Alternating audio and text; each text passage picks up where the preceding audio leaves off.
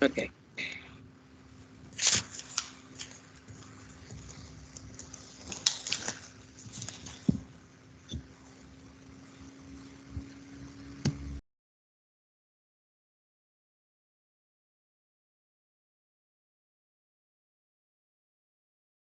Easy.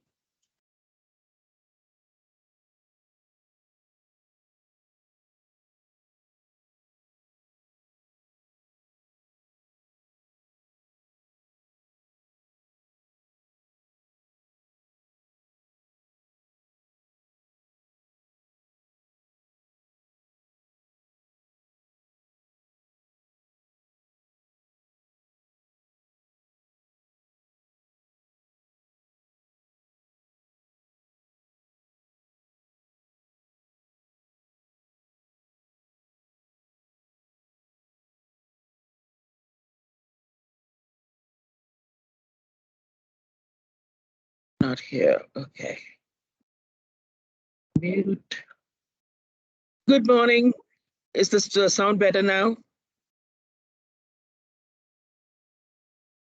Yes, ma'am. Thank you. Fantastic.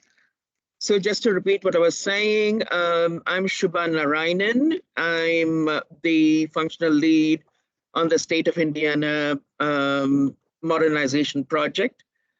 Today's webinar, welcome to today's webinar. Today's webinar's focusing on the changes we're bringing to the time and labor system and how it's going to affect your lives as agency payroll folk and the GMIS time and labor admins.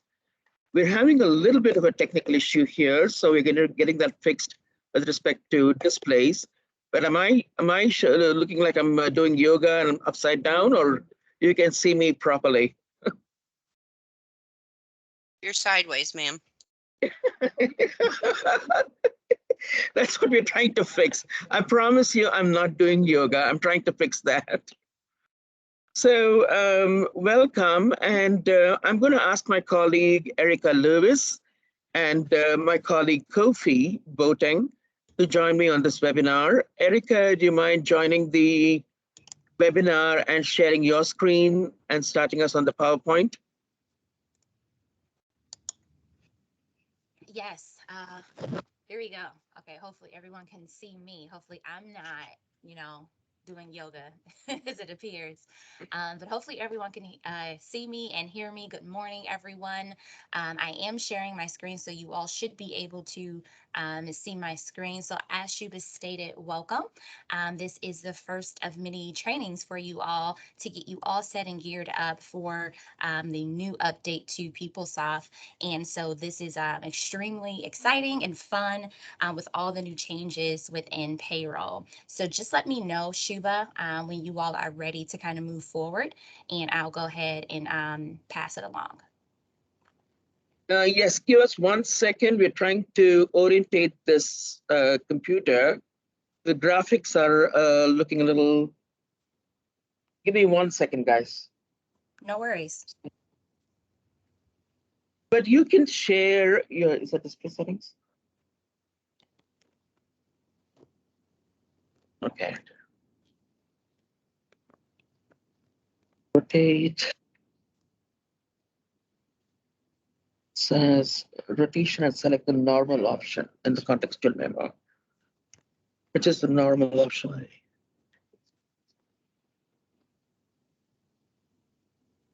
And where does it say normal? Okay, I'm going to have Erica driving.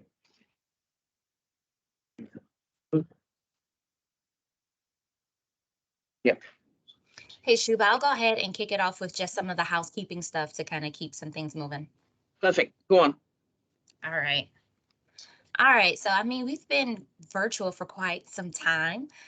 So we kind of know the virtual kind of ground rules, but I just want to make a few call outs here. So if possible, please check your emails during breaks. We have embedded breaks throughout today's training, please mute your microphone if you are not speaking.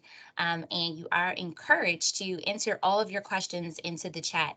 And also after each section, we've also made some time for Q&A. So you will have some time to do that during Q&A as well as in the chat. And please take detailed and meaningful notes so that we can circle back and answer any of your questions. And please, please, please participate because this is a great opportunity for us to answer your questions. Shuba is the guru, as I would like to say. So hopefully today's presentation and the training will be very engaging. All right, so just to kind of kick it off, just to say a hello and good morning. I know Shuba has already introduced herself. So if Paula, Shannon, Brent, and Brandy, if you guys are on, just to say a quick hello. They are our subject matter experts. So they will be chiming in from time to time to ensure that we all kind of stay on track, but as well as adding in some gems to today's training. So Paula, are you here? Good morning. I am here. This is Paula Hart, Payroll Director for the Auditor of State's Office. Welcome. We're glad you all could join us for training today. Hopefully you'll take away with a lot of good information and send us emails or post things in the chat if you have questions for us throughout. All right. Awesome. Thanks, Paula. Shannon? Good morning. This is Shannon Bay, the Assistant Payroll Director of the Auditor's Office. Brent Plunkett, Deputy Auditor at the Auditor's Office. We really appreciate everyone's involvement throughout the project so far and participation in the trainings that are coming up. Thanks, Brent. Brandy?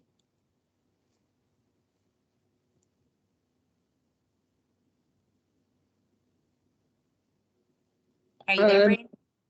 I don't think Brandy's in the room. So if Brandy, if you're remote, do you want to introduce yourself?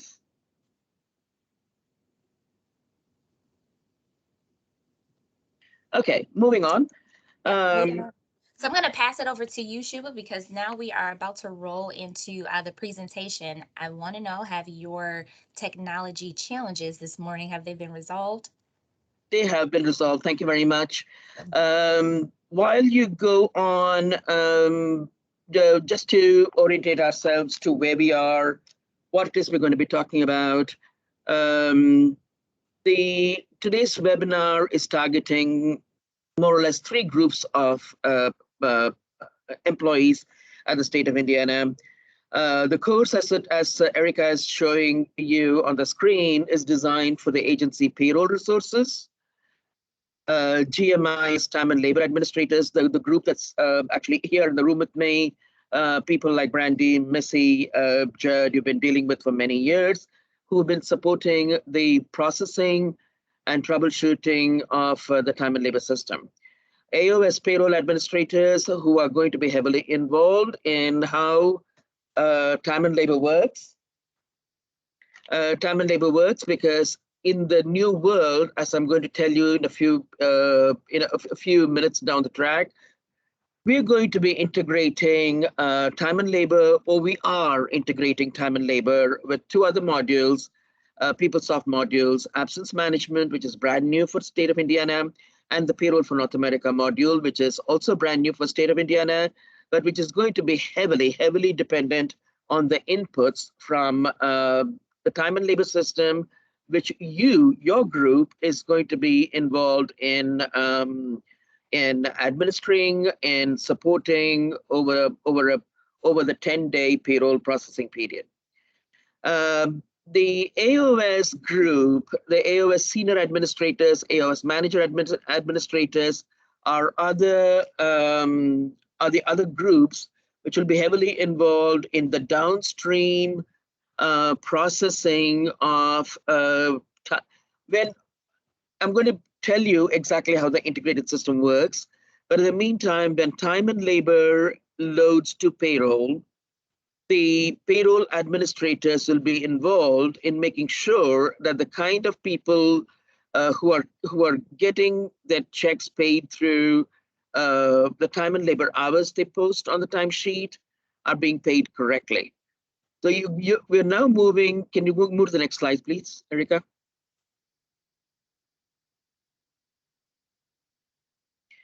Okay, we've organized this course or this webinar into 3 sections. First section talks about the time and labor changes that we are that we have brought into the integrated system, and we as the state upgrades from 9.1 to 9.2. We're also going to be in section 2. We're going to be talking about how this impacts your life. The changes that we're making in the system, how is it going to impact your life, right? And which is basically, how is it going to impact the way you assign an employee to a work group, or assign them to a schedule in PeopleSoft, assign them to a comp time plan, and also how we're going to be supporting the questions that you're going to get from that employee as they move into a new look and feel to the time and labor system. How are you going to be processing, supporting the processing of payroll, time and labor, and payroll, so that you are the person in the middle, the pivot, making sure that the employees who are going to be paid through the time they entered on the timesheet are paid correctly. And that takes us, that's a nice little segue into section 3, which is basically what kinds of tasks you're going to have to take on in your lives over the next several years to play this pivotal role, right? How we are going to be doing your job to make sure people are paid correctly. And that takes us to the next slide, Erica.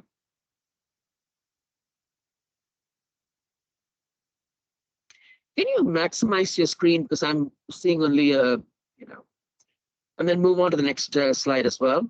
So section 1, we're going to be talking about, as I said, the system changes with the time and labor system.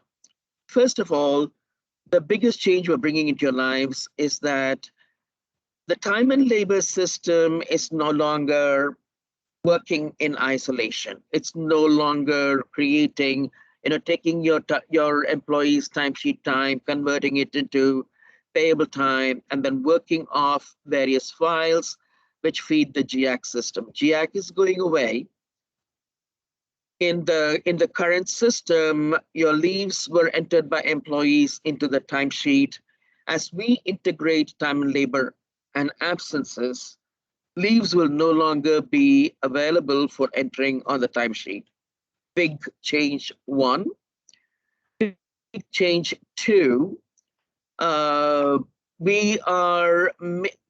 Big change 2 is the fact that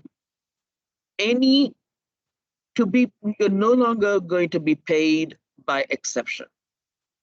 Everybody who is a time reporter, which is roughly 32,000 out of your 35,000 something employees in the state, will be entering time on the timesheet and will be positive pay reporters. So you have to enter time. This cannot be stressed enough. Every employee has to enter time correctly. That time has to be approved in a timely manner, and that time has to load to time pay sheets correctly for the whole integrated system to work, right? Is that making sense to everybody? The 2 big changes we are bringing, so there's a lot of thumbs up, thank you very much. I cannot emphasize this enough. The state of Indiana is moving away from exception time reporting. You will not be paid your salary, quote unquote, through the GIAC system. You're going to have to enter time. Your employees, the employees in your agencies, have to enter time correctly to be able to be paid correctly. And your job is right in the middle as agency payroll people, working with GMIS time and labor administrators, working with the AOS administrators, those experienced people right here in my room with me. You will have to work very closely with them to support this integrated system. The third big change we're bringing into your lives, the lives of employees, and the lives of the state, the payroll people, the payroll group, is that we're going to be laying a lot of emphasis on the way time is charged to accounting information. So we're going to be bringing in, I'm going to be talking through concepts that you might be familiar with, but not deeply involved in. Things like combo codes / speed types, task profiles, and the way they are connected to task groups.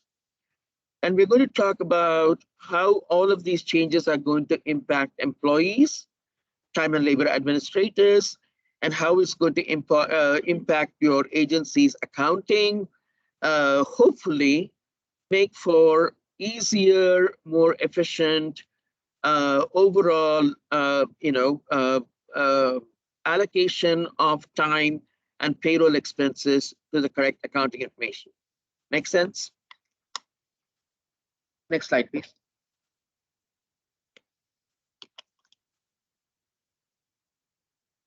So let's talk about the future state of time and labor. I've got some timings here. We can go a little over because these are very important topics for you all to grasp. We've made changes to, as I said, the accounting information. You're no longer going to be able to select project activity, your employees rather, not you, are going to be able to select project activities, resource types on the timesheet. You're going to be having to select what we call a speed type or a combo code to be pulling in your time to all of these accounting information. We're making changes with the work groups. In the past, you used to have work groups for 4 work groups, right, Missy, Judd? Basically 4 work groups for every business unit. One with respect, one for the exempt employees within the agency, one for the hourly employees or the non-exempt employees in the agency, one for the auto-approved employees, one for the intermittent. We're getting rid of all of that. We are now replacing them with 17 going down to 12, Paula. Is that what we're going to end up with? About 12 work groups. So it's going to be very important for each one of you to understand where in the work group landscape your employee fits, your agency fits, and your employee fits. Take, for example, the employees you used to be, let us say, for example, 300, DNR. DNR would have a work group called DNR EX. DNR EX would no longer be a work group in itself. The employees who used to be in that group will have to be part of a huge work group called SOI exempt. I will go into that in a little bit more detail and a little bit more granularity a little further down the webinar. But for the time being, suffice it to say that the work groups you assign employees to will be critical to the way they are paid, because that work group is the key chain for holding together the rules that are going to kick in for their overtime and for calculating their overtime, for calculating the comp time, for calculating regular time, for assigning it to the different accounting information, right? Make sense, everybody?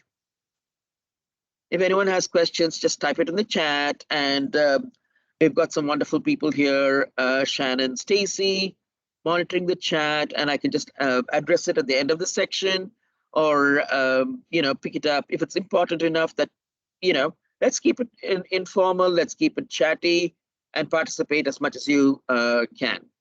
And we'll get to the whole concept of default task groups, task profiles, how they impact your lives again as we go down the webinar.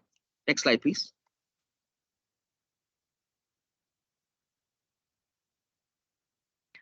Okay, we've talked about this kind of before. Current state, leaves entered on the timesheet. They're interfaced with GIAC payroll on a pay file. I think most of you understand how that whole system works. GIAC calculates the leave balances and then interfaced back to PeopleSoft Time and Labor. In the future, PeopleSoft Absence Management implemented for the state your absence request will be made through the request absence tile on the Fluid ESS dashboard. Paid, unpaid leave will flow from absence management to time and labor, and only paid leaves will be fed to the payroll for North America. Unpaid leaves will stay closed, remain in payable time with the status of closed. It will not be flowing. You will not see it on the pay stubs. Your employees will not see it on the pay stubs. Absence balance, just to introduce a little bit of technical information, not too much. Absence balances will be updated within the absence management system, and they will be visible on the absence management tiles. Next slide, moving on. Okay, let's go in, and I'm just going to show a few things that are happening here. Let me go into the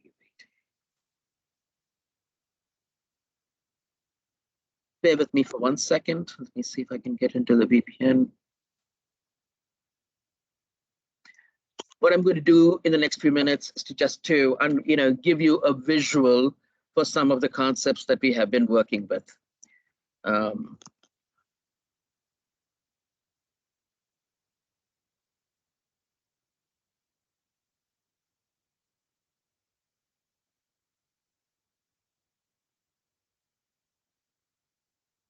I shouldn't need this, do I? Yeah.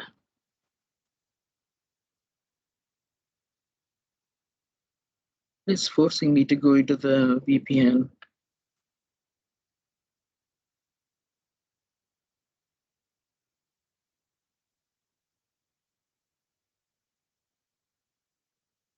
Okay.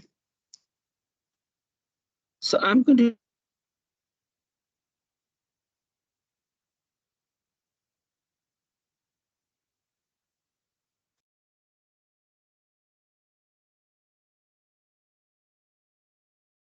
second.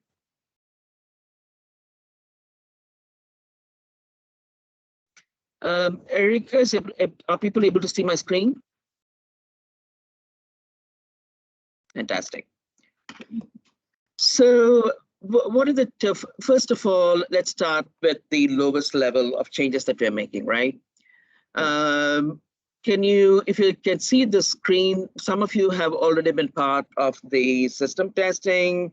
Some of you joined the UAT testing. So you've kind of seen the PeopleSoft dashboard. This is what we call Fluid. And the reason PeopleSoft calls it Fluid is that it is device friendly, iPhone friendly, iPad friendly, and it's a cleaner look. It's a less complicated look. I hope it's a less complicated look. What I can see, because I'm attached to a person who's both a manager and an employee, I can see things like manager self-service, employee self-service, and workforce administrator. If I was an employee, I would go into the employee self-service, click on the time tile, enter time. Can you all see the screen? And some of what is going to be a culture shock for your employees is the fact that when they go into the timesheet, it looks different. It's got different fields. If I click on the time reporting code, I don't see vacation anymore. I don't see sick or personal or NPL or any of the leaves anymore. All of those leaves have gone transferred over to the PeopleSoft absence management system. The only thing employees are going to be entering into the system, into the timesheet, into the brand new employee self-service timesheet in 9.2 are things like regular, a holiday. Holiday will be defaulted in through a process that will be administered by AOS with advice from SPD and GMIS. The actual leaves, the actual holidays will be published to your timesheet several months in advance of the holiday actually occurring.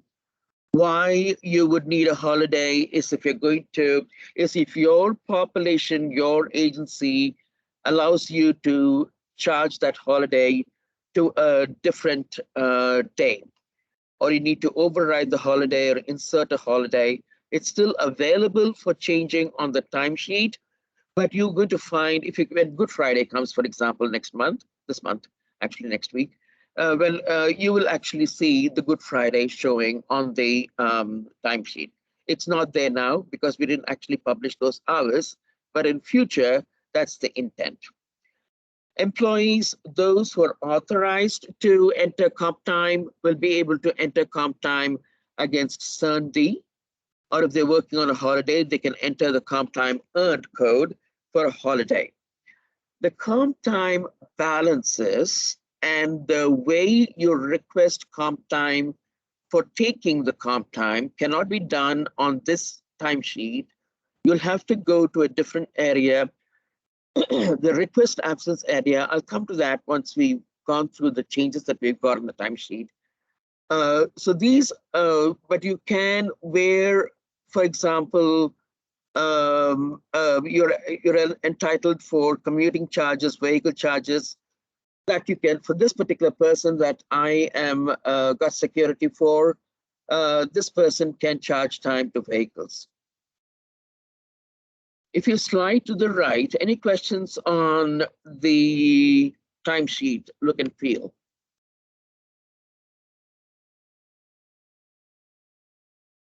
If you slide to the right, you will see that your business unit is available. It shows that I work for AOS. And if you slide to the right again, you won't see user fields 3 and user fields 5, but you will be seeing things like rule element 3 and rule element 5. So one of the FAQs you'll probably need to work with your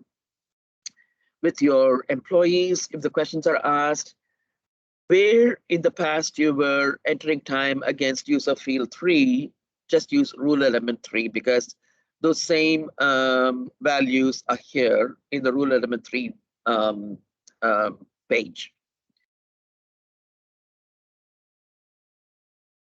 Right.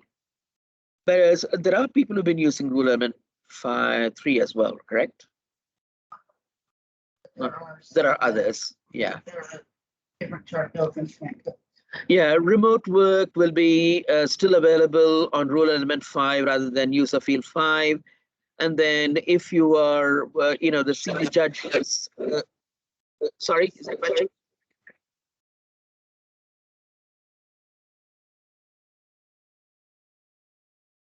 In mid-pay period, how will the authorized leave without pay be entered for the first week? No flow. Authorized leave without pay. There's no authorized leave without. Did you all hear Paula's answer? You can switch on the mic, Paula. It might be easier for them to hear you.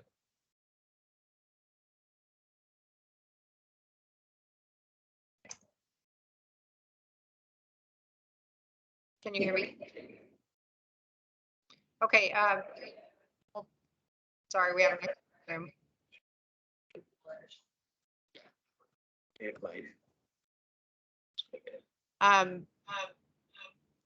There is no authorized leave without pay that will be entered into the timesheet.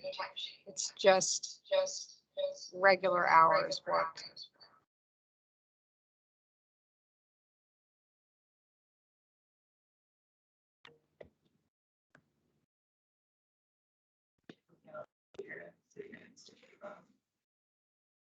Did everyone hear the answer from Paula?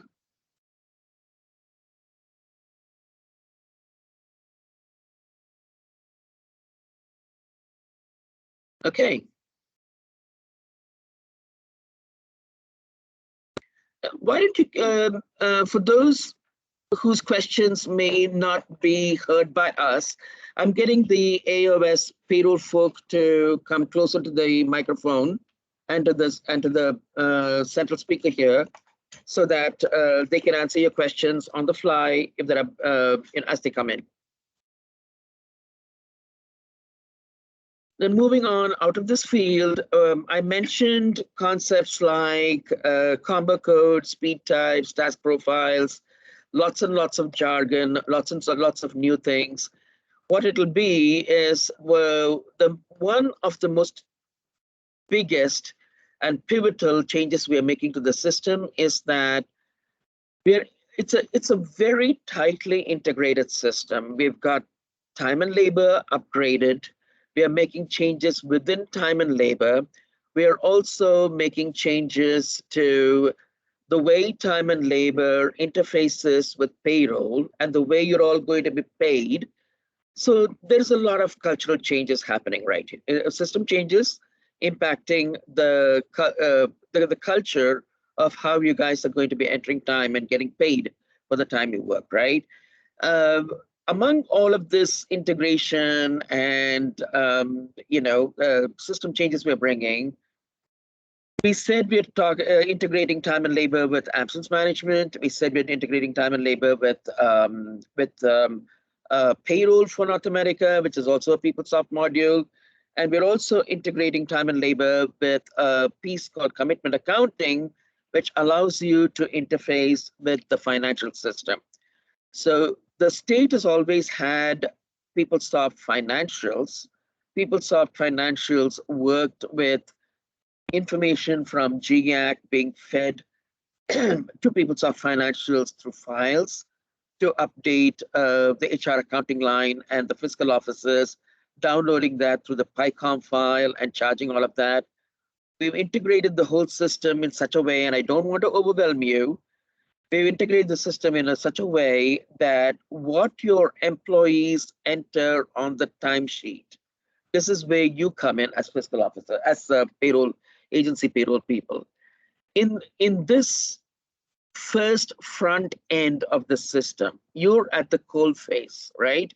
Your employees are entering time into the system.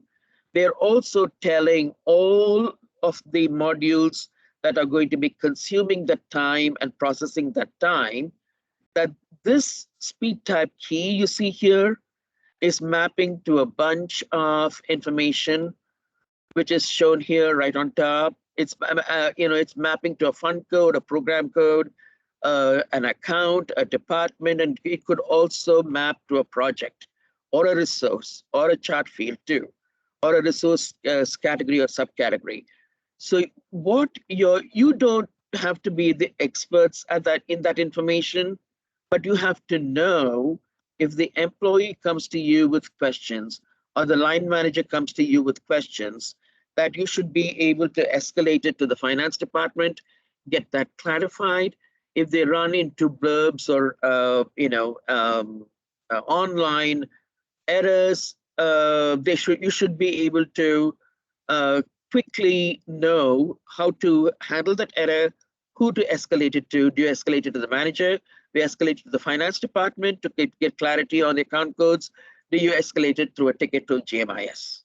Yes, makes sense, everybody?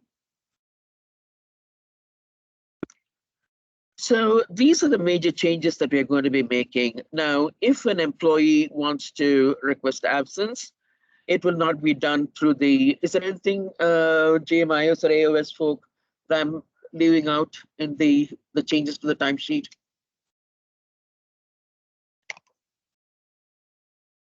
So when an employee wants to request an absence, right, they will have to go to the request absence on the employee self-service.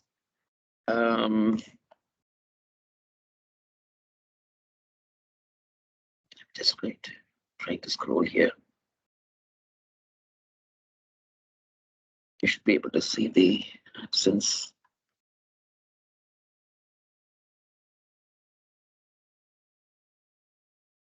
What is this? Click the time. I'm just trying to get to the tile. Hi, Ken. Hi, good morning. Good morning. And Ken Ko, who's speaking up, has actually been implementing the absence management system for us. I'm just trying to get down to the, do you want to share, Ken? My screen is a little frozen right now. Oh, really? Yeah, but it's just. Get it? Yeah, no, I'm trying to get there. It's just my screen is a little frozen. Sign on. Chad, are you there? You can display also. Okay. So through employee self-service, I Yep. click on the time tile and the bottom one are the absence related. Buttons. You sharing? Yes, I am. You see my. Okay. So actually, Lavinia is right next to me, and she can definitely provide all the necessary information for you guys in the office. Request for you guys to maximize because I'm also not able to see this. You see it? Yeah. So request absence, cancel absences, view absence, view requests, view the absence balances, and then also involved with the extended absence, which include FMLA. Someone asked a question about FMLA just a moment ago, NPL and LOD for the ISP folks. Okay. Missy, you were saying something in the chat as well. Oh, I was asking about the projects and the speed types, if they were going to be agency specific or because BNBC has pretty specific areas and unique ways of how they're going to code. So I just told them that AOS is working with their finance departments on creating these already. Yes. Did you all hear Missy's answer to that? Okay.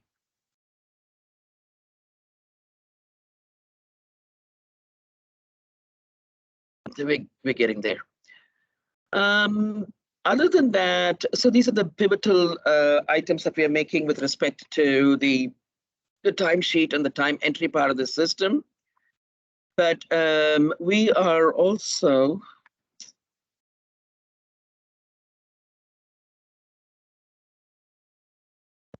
we've also made some changes to the some of the other pieces of the system setup.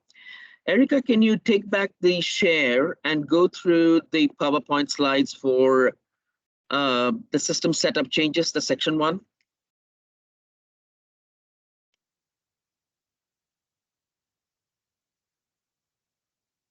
Thank you.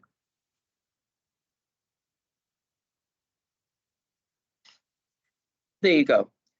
So about 30 minutes ago, I talked to you about all of the changes that we're making to, and all of you are familiar with these concepts, correct? When you assign a person to, when you enroll a person in time and labor, you're familiar with the concept of work group, task profile, time reporting templates. You're familiar with all of that, correct?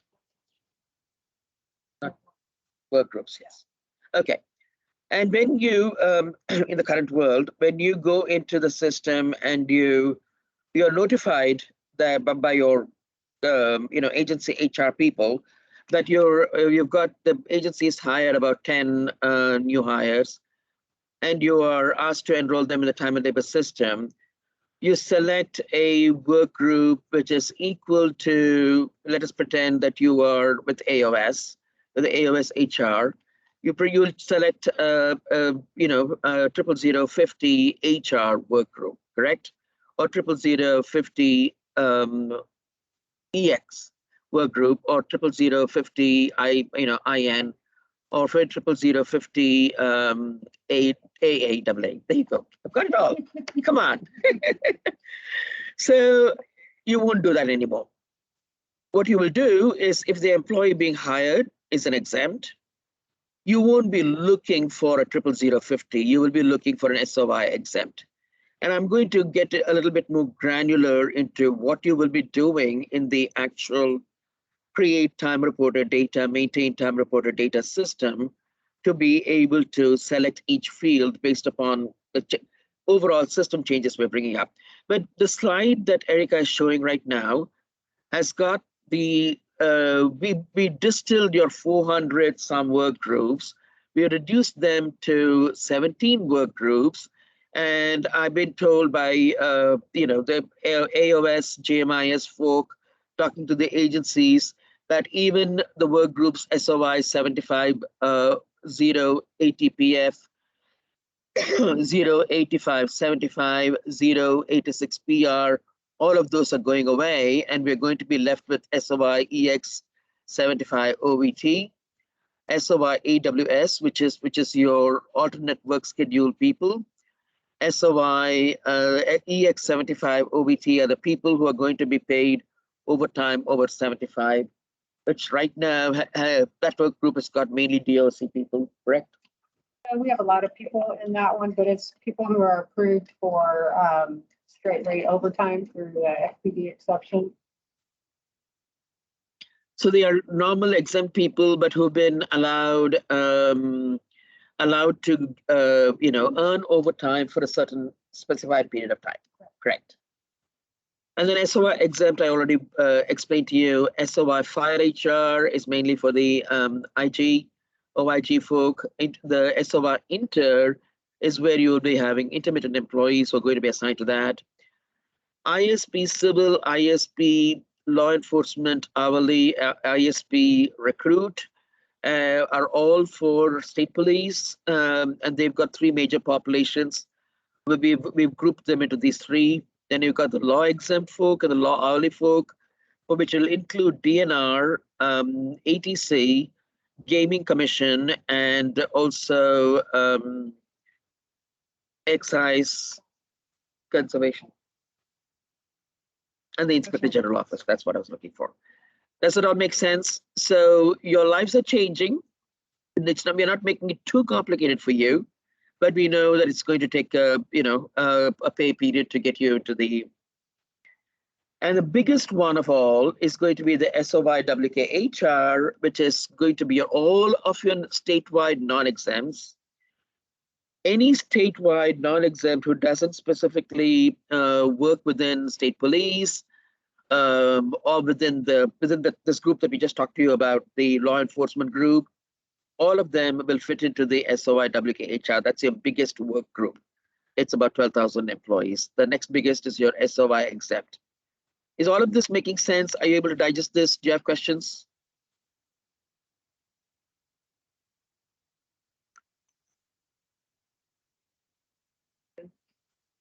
Yeah. And currently, if you already have somebody in the auto-approved work group, it will transfer over to the new system automatically.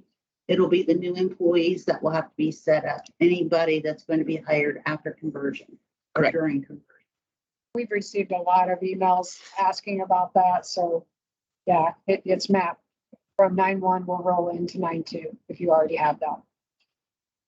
Did you all hear the answers? Because just a little bit, because remember you're going up a shoot with Mike. Yep.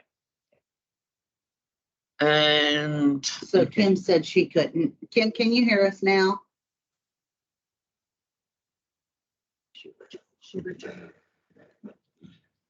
So people that are in the work groups right now currently that are auto approved or exempt or hourly and intermittent, they will automatically convert over to the new system. It's the new hires and the people that are hired, during the conversion period. Those are the ones that are going to have to be moved over when we go live. So, but if they are currently in the work group, they will be transferred over to or converted over to 9.2 in the correct work group. And Erica, thank you for the reminder. We do have a designated QA section after each of these sections, but I just want to make sure that some of the, the more important concepts, which are bringing a cultural change from system changes, are digested. And keep typing, keep putting your questions into the chat, and we will address it as soon as we get past the section. Next slide, please, Erica.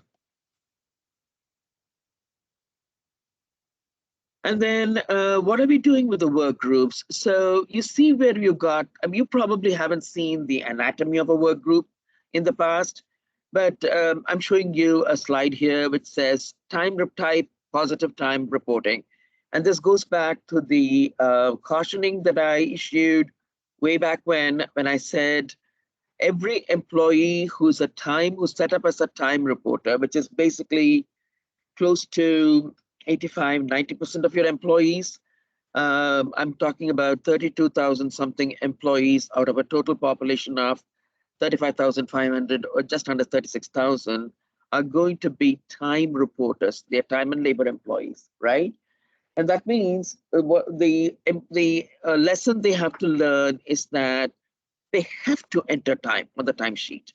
It's a very easy timesheet to enter, but they have to enter every day of time worked.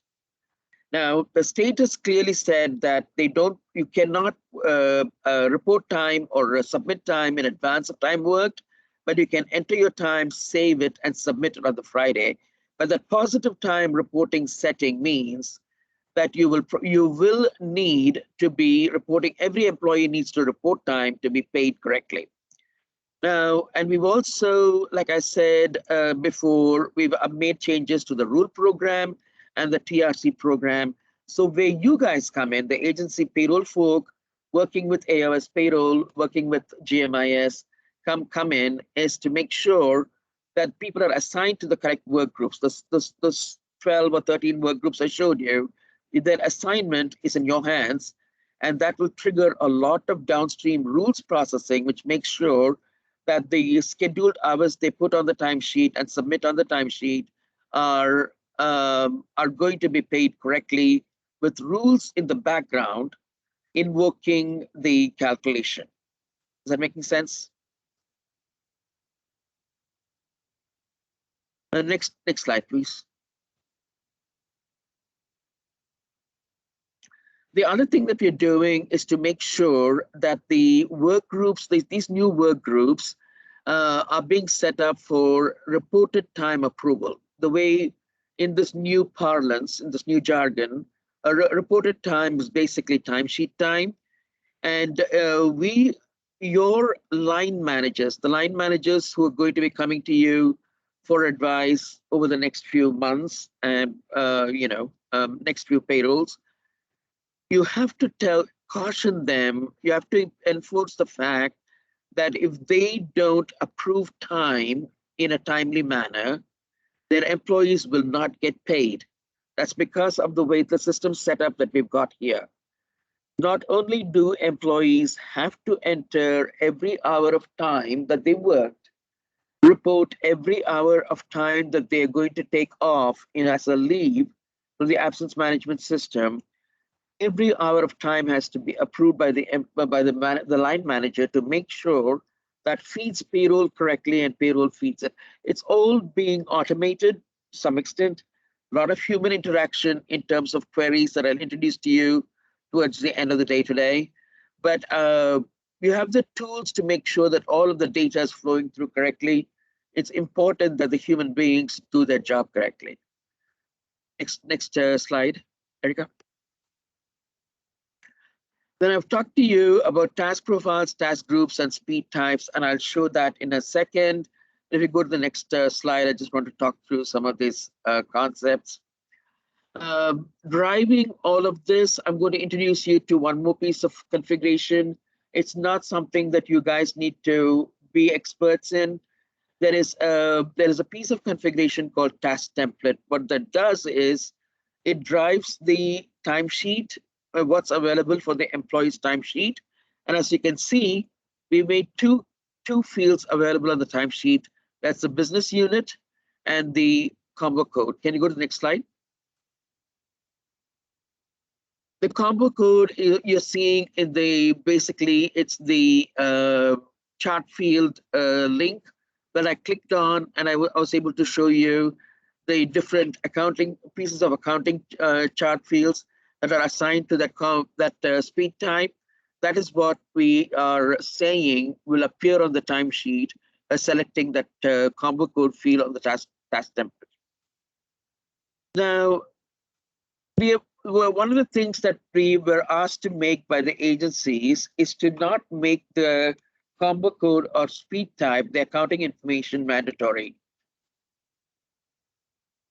There are 3 agencies so far which have said, DNR, DWD, and FSSA have said that they want their employees to assign a combo code / speed type, which is that chart field link you saw, for every parcel of our every transaction that they are going to be submitting on the timesheet.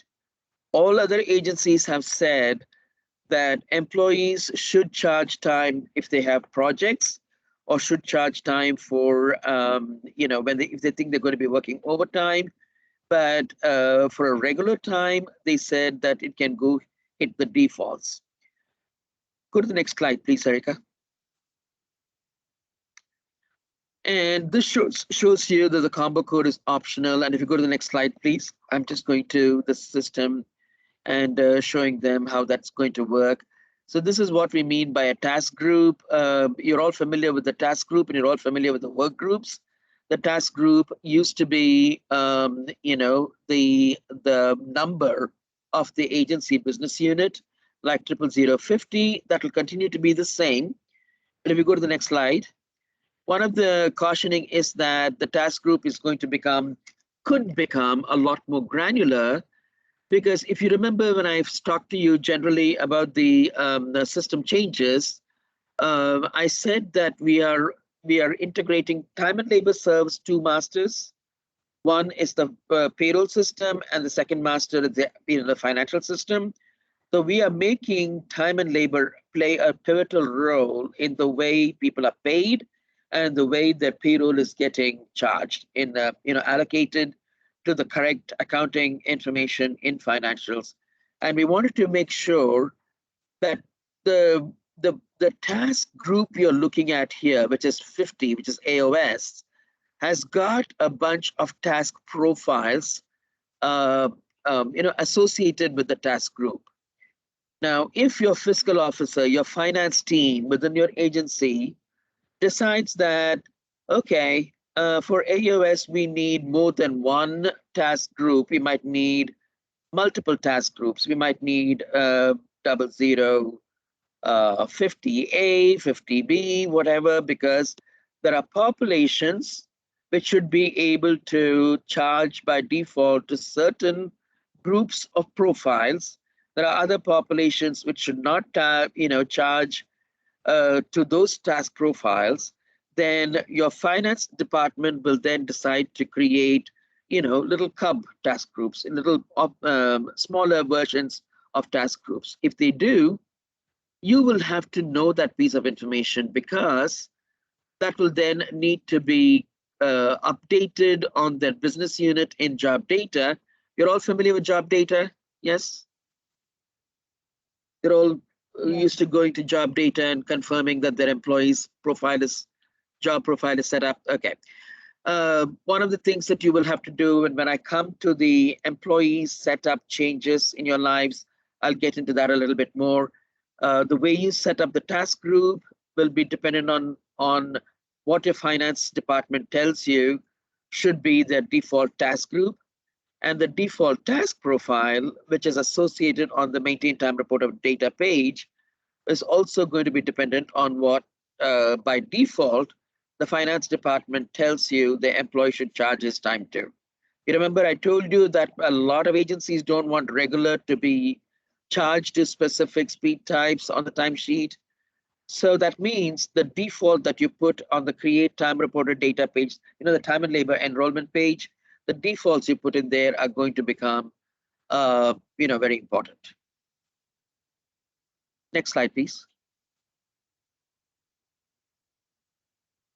And that's what I've said here is just exactly what is showing on the slide. Task profiles is a term you'll have to get more used to, because task profiles will basically take the role of charging employees to the correct chart field information. When I say chart field, I just mean the accounting information that the finance department wants to charge your employees' time to, your employees' payroll to. They must be attached to the employee's task group to be valid for the employee. That's not your job. That will be done by the finance department, but you must understand, the agency payroll group must understand the connection, right? If finance department tells you, hey, you've got to select 50000020 for this particular employee, and they give you a little piece of paper, but that's not available for you on the lookup. You need to understand that it has probably not been set up, or it has not been attached to the task group. Is that making sense?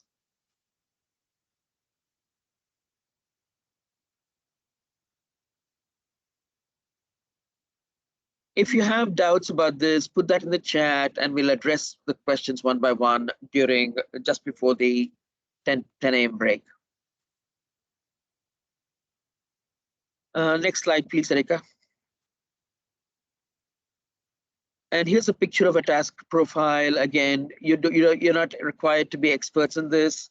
But the finance department will be setting this up. They will tell you what kind of a task profile to select and why they want you to select it. And go to the next screenshot as well.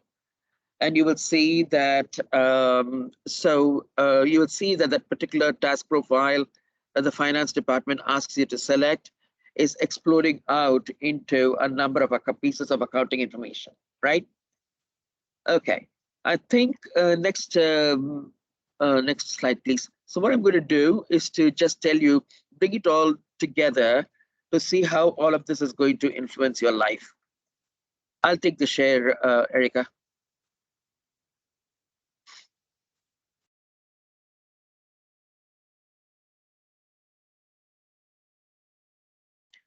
So let's say, for example, we are going to enroll. I'm going to take my favorite person here. My favorites. I know, right? Can everyone still hear us? Suppose you go to maintain time reporter data, and I'll just show you all of these pieces.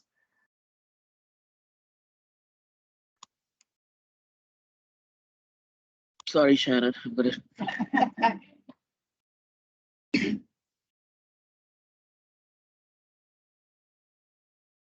Where is my screen? Maybe I should just remove this. It's just so difficult to move this.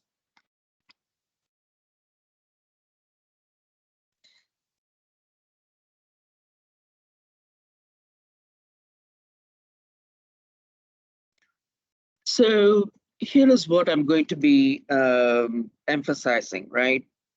We've got all of these. You're familiar with this screen. This is maintain time reporter data. When an employee is hired, you hire them through the create time reporter data page, and you move them to the maintain, and you manage their enrollment through the maintain time reporter data page. So what you might find is in the new world, you might find that this particular employee has been charged to a work group, like I said, SOYWK HR work group, which is the work group for all non-exempt employees who are not part of, the law enforcement group or the state police group.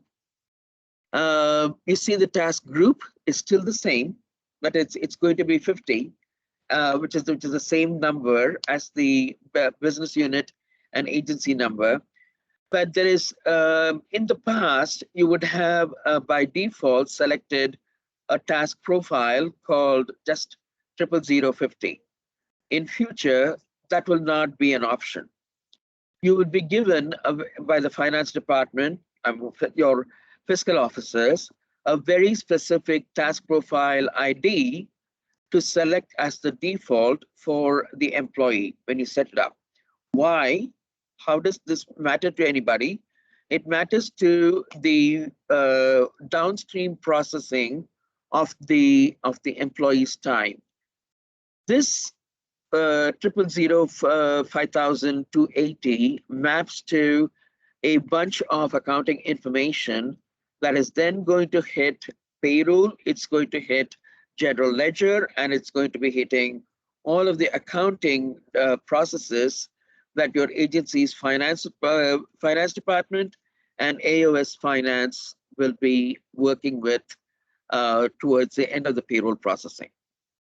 Any questions? Courtney, if you're there, do you want to chime in at all?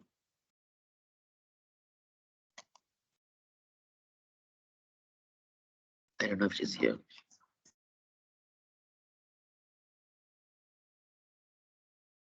Okay. So does everyone get an idea of how all of these come together? The other thing you will notice is the time reporting template where my cursor is pointing, and I've got an elapsed time reporting template of task. Most of your employees in future in the 9.2 system that we're upgrading to will either be assigned to SOY task or SOY profile. Now, all of this that you see here used to be used when you were setting up an employee for AOS, for example. You would just pick a task profile of 00050, a task group of 00050, a work group of 00050, something, something, and a template, a time reporting template of 00050. That's not an option anymore. You will need to enter SOI, and you will come up with two. You'll come up with SOY profile and SOY task. Those two items are going to be very important. The SOY profile will allow the employee to charge his time to this default task profile. Or you see where my cursor is pointing, that 5,280, it's going to allow that employees to see the SOY profile on the timesheet. The task profile field on the timesheet. If you assign him to a template of SOY task, he will see that little chart field links that I showed you on the timesheet of this employee. And that chart field links will allow them to select an exact speed type that your finance department wants you to select. So one way or the other, your employee's time will be charged to the exact accounting, the combination of accounting information that is going to be important when the time goes to get to payroll, gets calculated in payroll, and the dollars that the employee's checks are created, and the employee's payroll information is sent over to general ledger. Is that all making sense to everybody in this group and outside in the other group as well?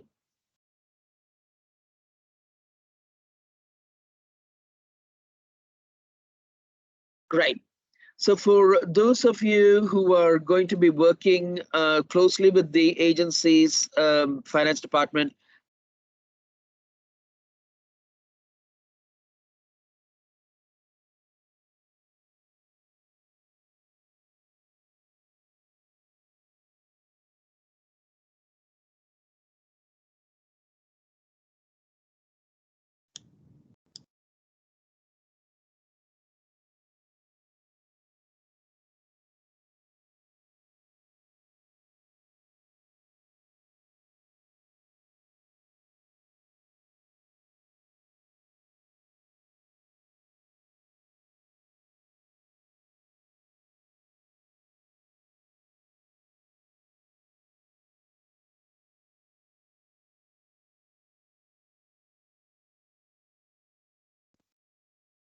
oh gosh, I gotta explain this again. So could anybody hear what I was saying or no? Can you all hear? We can hear you now, Sarah. Thank you. So let me repeat what I said. And I was saying lots of good stuff, guys. You missed all of that. Come on. Okay, let me start again. So you're familiar with this page, right? Yes. This is the page where you enroll a new hire and you maintain an employee in the time and labor system. For some weird reason, my mouse is not working. And I'm almost afraid to, getting some comments back from Brandy because I'm using an external mouse. So you're familiar with these fields, and the fields are work group, task profile, and the time reporting template, elapsed time template. You're familiar with this? Yes? Just give me a big chorus of yes. Okay, so the work group is, as I said before, is no longer going to be your 00050. It's going to be SOY WKHR, SOY exempt, SOY ISP something, or SOY law something, or SOY fire something. It's always going to start with an SOY. The assignment of the employee to the work group is critical because of the way they are going to be paid based upon what they worked. They're going to be paid based upon how quickly the time is approved, and basically how they are assigned correctly to the work group here, because the work group invokes all of the rules, the rule programs, and all of the downstream calculation that makes sure the correct number of hours is shipped over to payroll. Make sense? So your job becomes very important. Not that it wasn't important now, it's always been important, but it becomes very critical because we're introducing the complexity of new work groups. And also in the task group and task profile, whereas in the past you would just enter 00050 and a profile of 00050, if at all you selected a profile, all of that is going to be changing because this profile right here, the task profile 5280 would have been given to you by your finance department. Next week, we are actually going to have training on how critical these are, the task groups and task profile. Not next week, April the 26th, we're going to have training on how critical these are to the whole accounting. I kept in the very first few minutes of this conversation, I said, time and labor will be serving two masters in future. One is the payroll system, and the other one is the finance system, and also it's integrating with the absence system. The task profile, the default that you select here.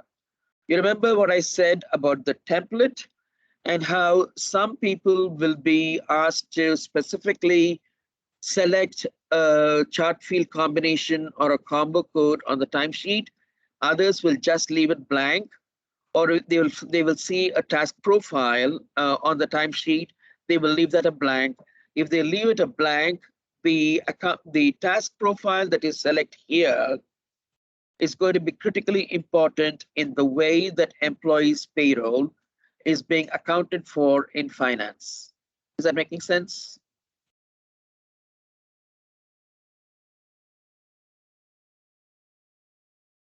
Yes, no? Are we getting any reactions? Okay. The fourth piece of information I wanted to talk to you about is this guy here, SOI task. What I was saying before I went on mute accidentally is when you are selecting this guy here, you'll see, okay, if you do nothing at all in the time reporting template field, you will see time reporting templates created for each of your agencies.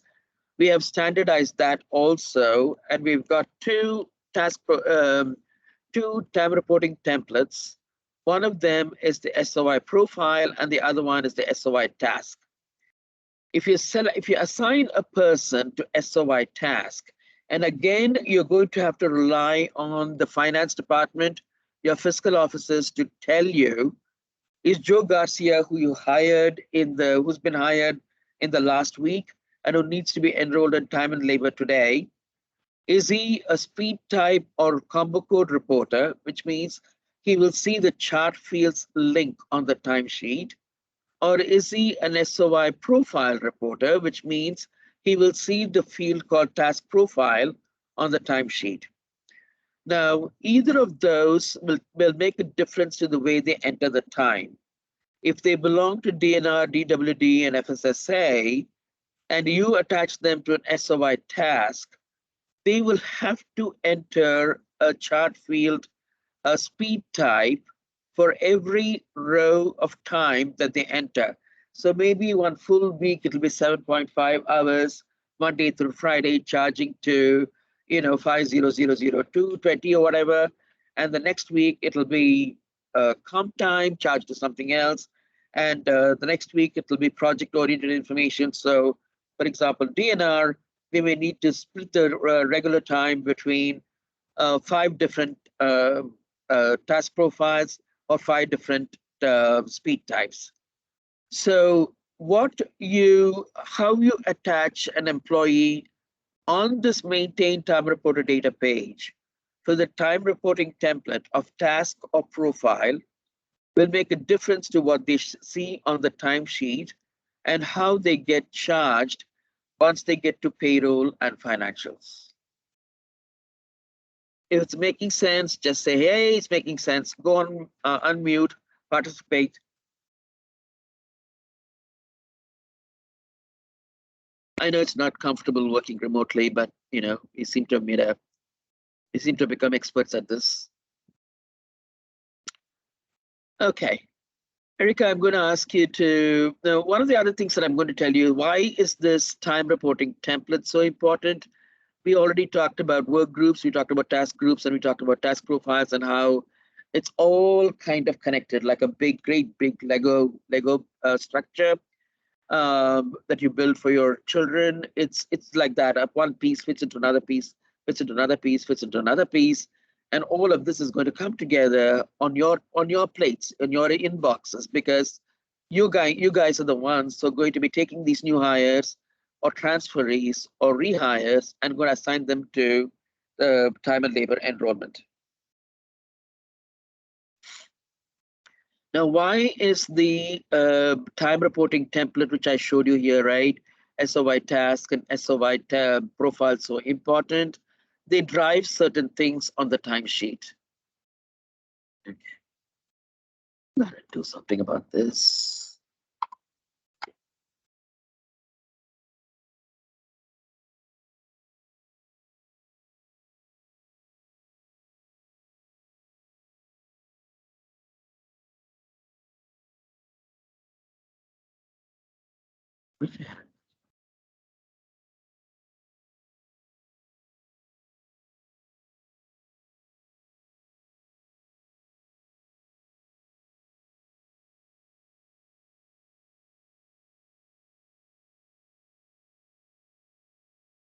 Erica, do you want to take back your share and then go through the slides which talk about the time reporting templates?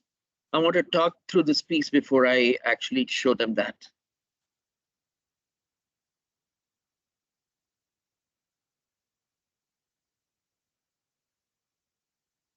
There's some responses from Brandy as well.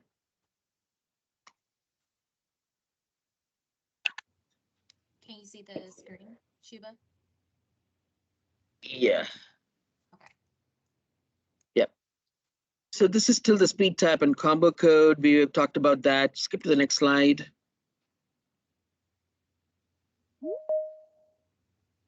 Some people still coming in.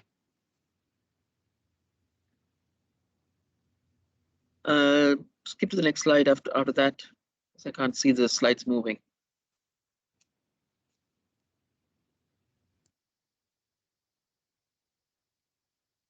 Okay, and we've explained, we've talked about task group and profile, and we were going to talk about the time reporting templates. So if you don't mind skipping a couple of, slides, I'll come back to the time reporting codes. I just want to stay where they are. It's the time reporting template is important. Skip a couple of slides and down further.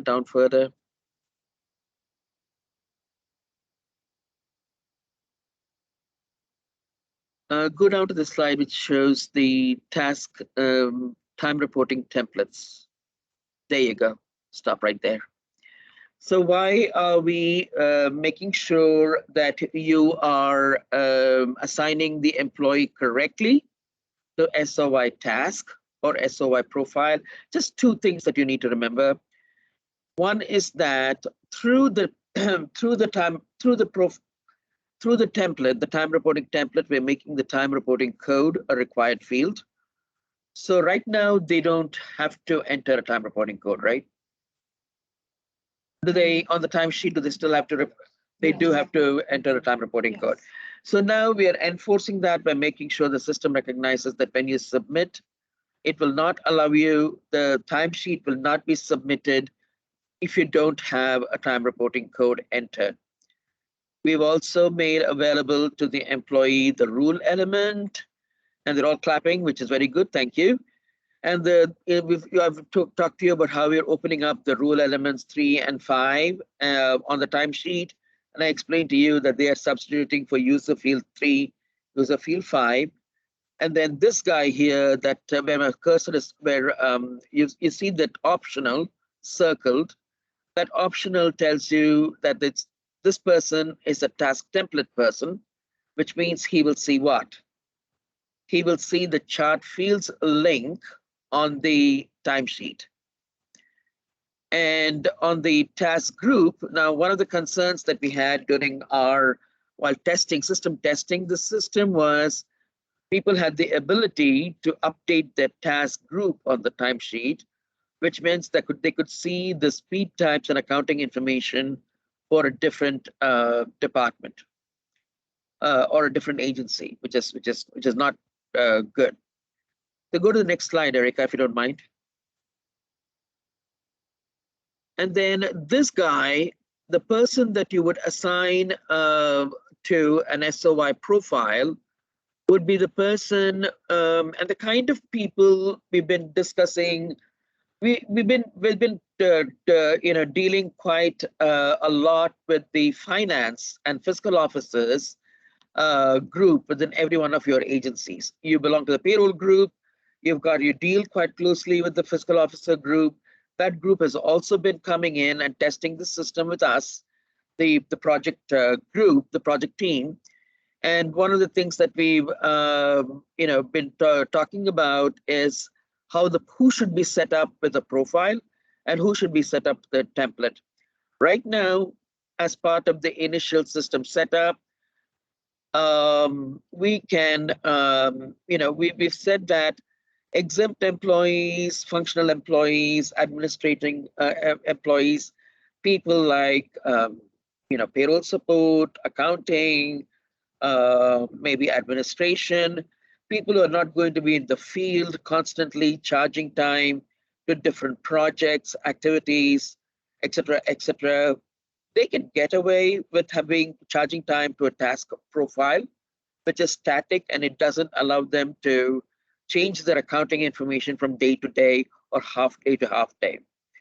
If you're a non-exempt, an hourly employee, particularly for agencies such as state police, DNR, possibly gaming, all of those, DOE, DWD, all of those agencies that are heavily project-oriented, you might want them to, those people, especially if they are field people, you may want to assign them to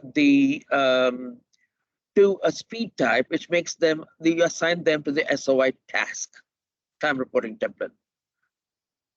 Is everyone clear about the difference between an SOI task and SOI profile?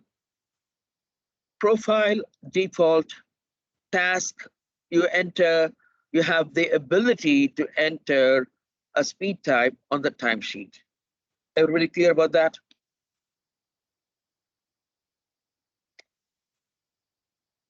Feel free to unmute and say yes. Okay, so move on to the next slide, Erica, if you don't mind, and I will just show them the stuff in the system.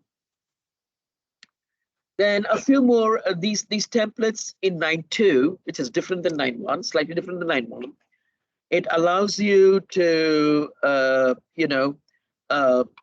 it allows you to open up the save for later option. We're still allowing that. please emphasize again, because I cannot emphasize this strongly enough, employees will have to enter time to be paid correctly. They have to submit the time to be paid correctly for the system to recognize that the time is valid for payroll and for charging to financials. They have to emphasize that you have to submit, where you say submit option. I'm not sharing, Erica is sharing, but the second field down from the top left is where we are going to be opening up the submit and the save button. What the project leadership is urging agencies to do, and it's your group, is that save for later true, which is fine because the state does not want your employees to be reporting time ahead of working the time. That's not allowed. But you can report the time every day. You can encourage your employees, the people who come to you for advice, to report their time every day, maybe through a town hall or through meetings or one-on-one conversations. Make sure they understand that they have to report time every day, so to not bunch it up on a Friday or a Monday. And then on a Friday, make sure that they submit it. So and we agreed on this, they can submit it on the Friday. Or the last day worked. If their last day worked is Saturday, then submit on Saturday. Do you all hear that? What Paula said? So for an entire 2-week period, they can submit or just submit every Friday for approval. Yes, correct, Kim. We would encourage people to submit every Friday, the Friday of the off week and the Friday of payroll, before payroll week, simply because we want you guys to have enough time to be able to run the queries I'm going to show you sometime this afternoon, and to understand that people with reported time is only timesheet time. Remember, for payroll to pick up the time, we need payroll to be fed payable time. And for the reported time to go to payable time with the rules all being invoked correctly, we need to give you time to run queries to make sure everybody's reported time is being converted to payable time.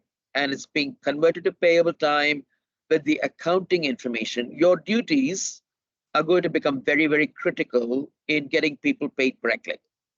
So this is going to be a very critical group, and it's going to have some very nice, substantial, nicely complicated tasks, but hopefully you will take that in your stride by the end of the first payroll, right? Give yourselves a pat on the back because you're a hardworking group and you're going to be, providing some, very, very complex, but very strong assistance to the state. The question from Alan is, can we have managers approve time during the week? I guess so. We've actually recommend that you still just approve one time for the biweekly pay period.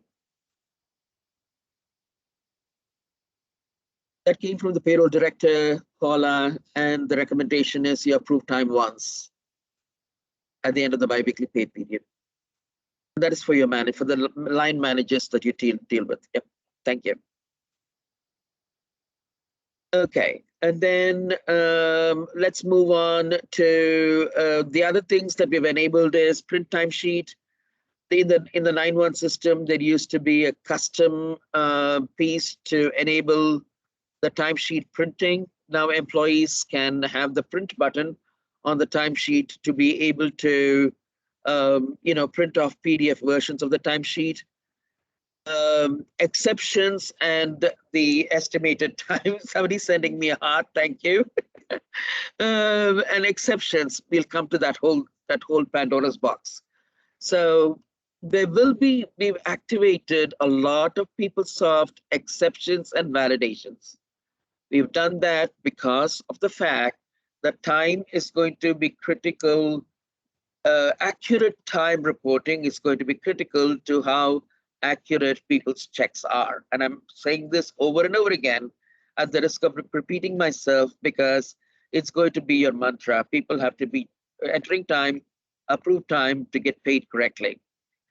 And we want to make sure that they are all any exceptions, any high severity exceptions relating to project, relating to speed types, relating to, you know, maybe entering too much time, or there is one validation that people are failing where absence is coming from absence management, but they've already entered regular time for 75 hours.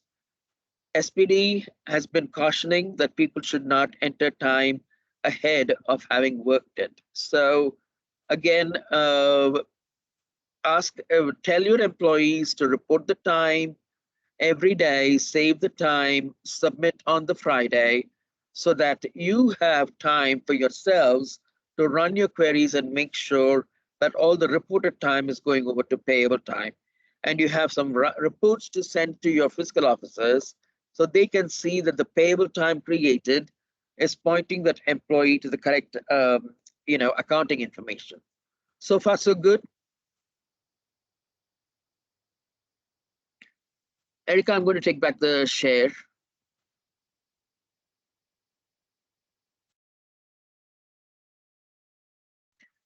So how are we making all of this happen? I'm just going to go back into exactly what I showed, what Erica was showing you on the PowerPoint.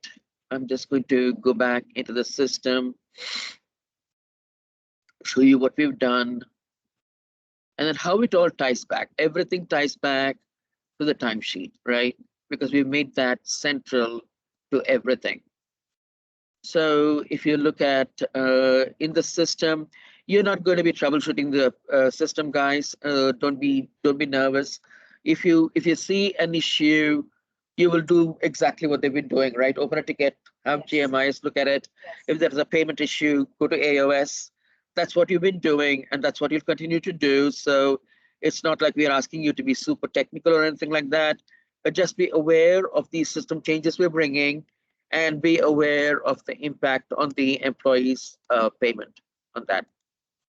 So these are the two things that I was showing you about in the system. SOI task, time reporting code is required. Just the task profile is not used, but the template is optional. So we're not forcing the employees to choose the chart fields. And we've said print and print pay sheets, print time sheets, save for later, confirm. These are the important things that you have to know in the system. So, and then the next one here is the profile. The profile reporter. The difference between the profile reporter, profile time reporter, and the task time reporter is the task profile is now optional but available, and the the time reporting code is still used, and everything else is still the same. The save for later option is still available. Submit option is available. So how does this convert to the timesheet profile? I go into employee self-service as this person.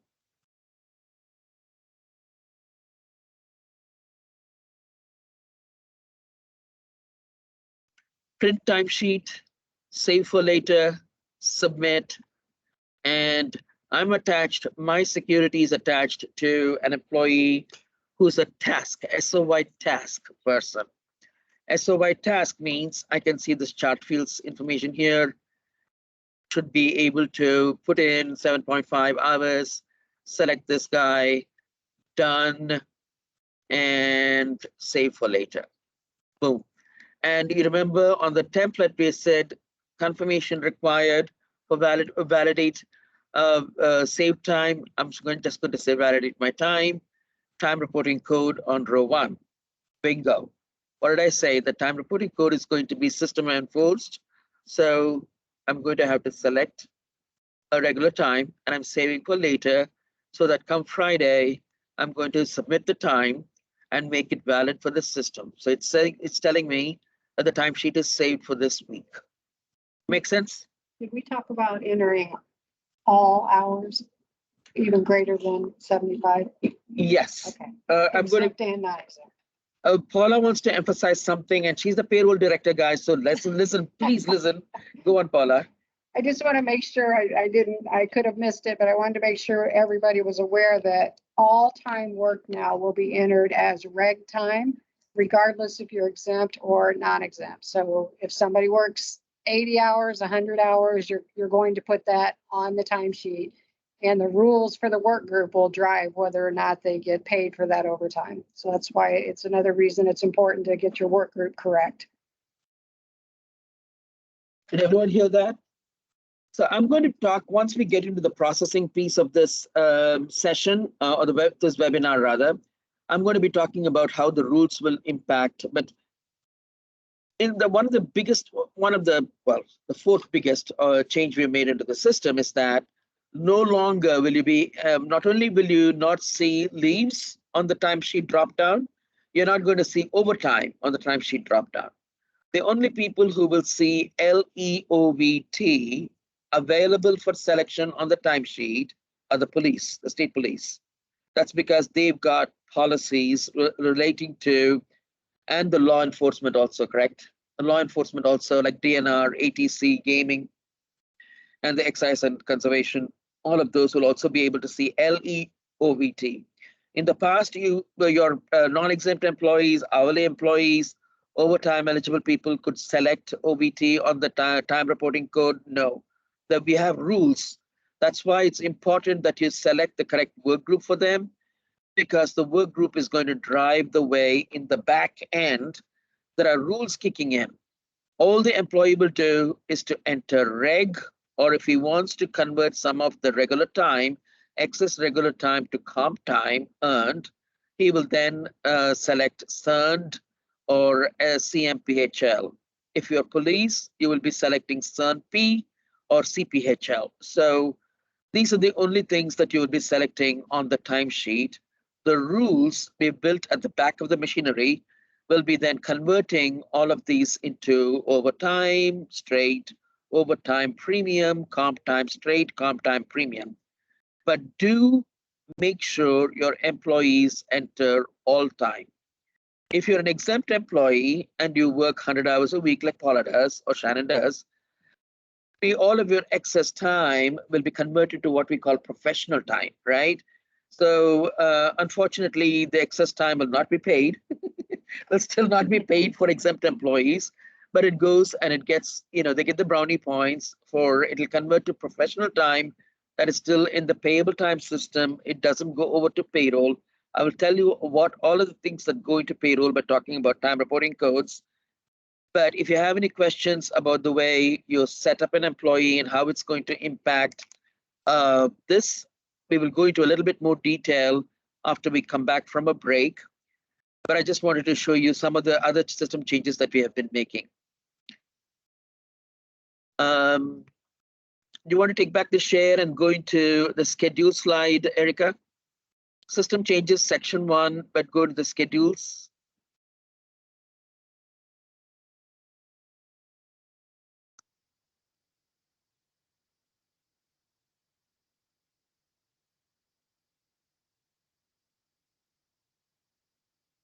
Yeah, I think you have to go up maybe to the couple of previous slides. Yep. So the other topic I wanted to introduce, go up a couple. You were in the right place, shifts and schedules. So stay there for a second. Yes, ma'am. Stay there for a second. So shifts are being created. One of the other things that you're going to have to, one of the few other changes we're bringing into your lives are the fact that not everybody, but with some populations like the state police and possibly gaming, right? In DOT, and they're going to be more granular with the kind of schedules that employees are assigned to. Why?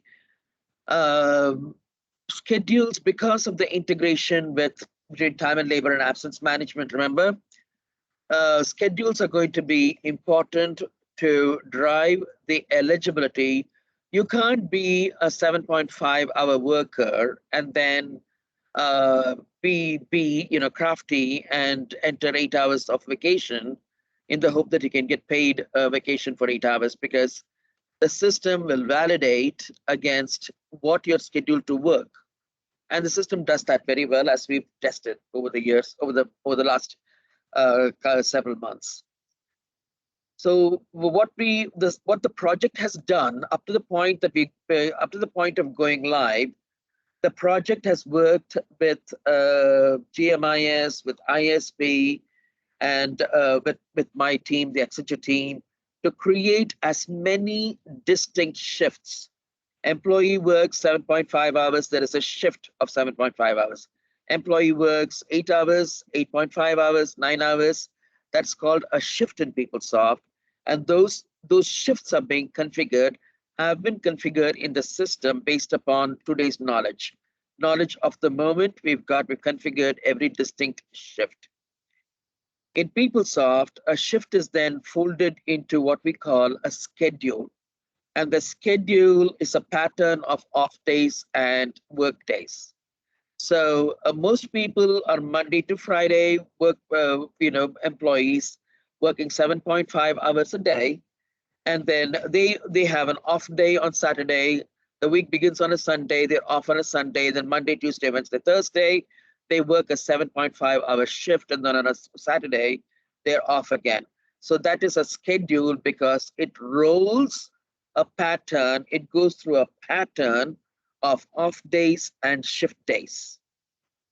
Now we've got schedules built for attached to everyone, but fortunately for most of you in this audience, most of you will have populations or employees assigned to the 37.5-hour per week schedule, which is the largest schedule. But then you might have, like, ISP has got so many different variations of schedules. Gaming has schedules.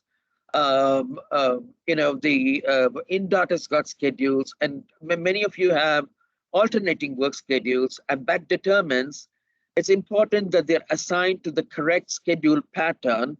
If you belong to one of these, if you're the payroll agency payroll person for one of these agencies, you have to be aware when a person is hired, what schedule to assign them to. In the past, in 9.1, you had a few schedules, but that has exploded into a large number of schedules in the new system. Can you move to the next slide, Erica, if you don't mind?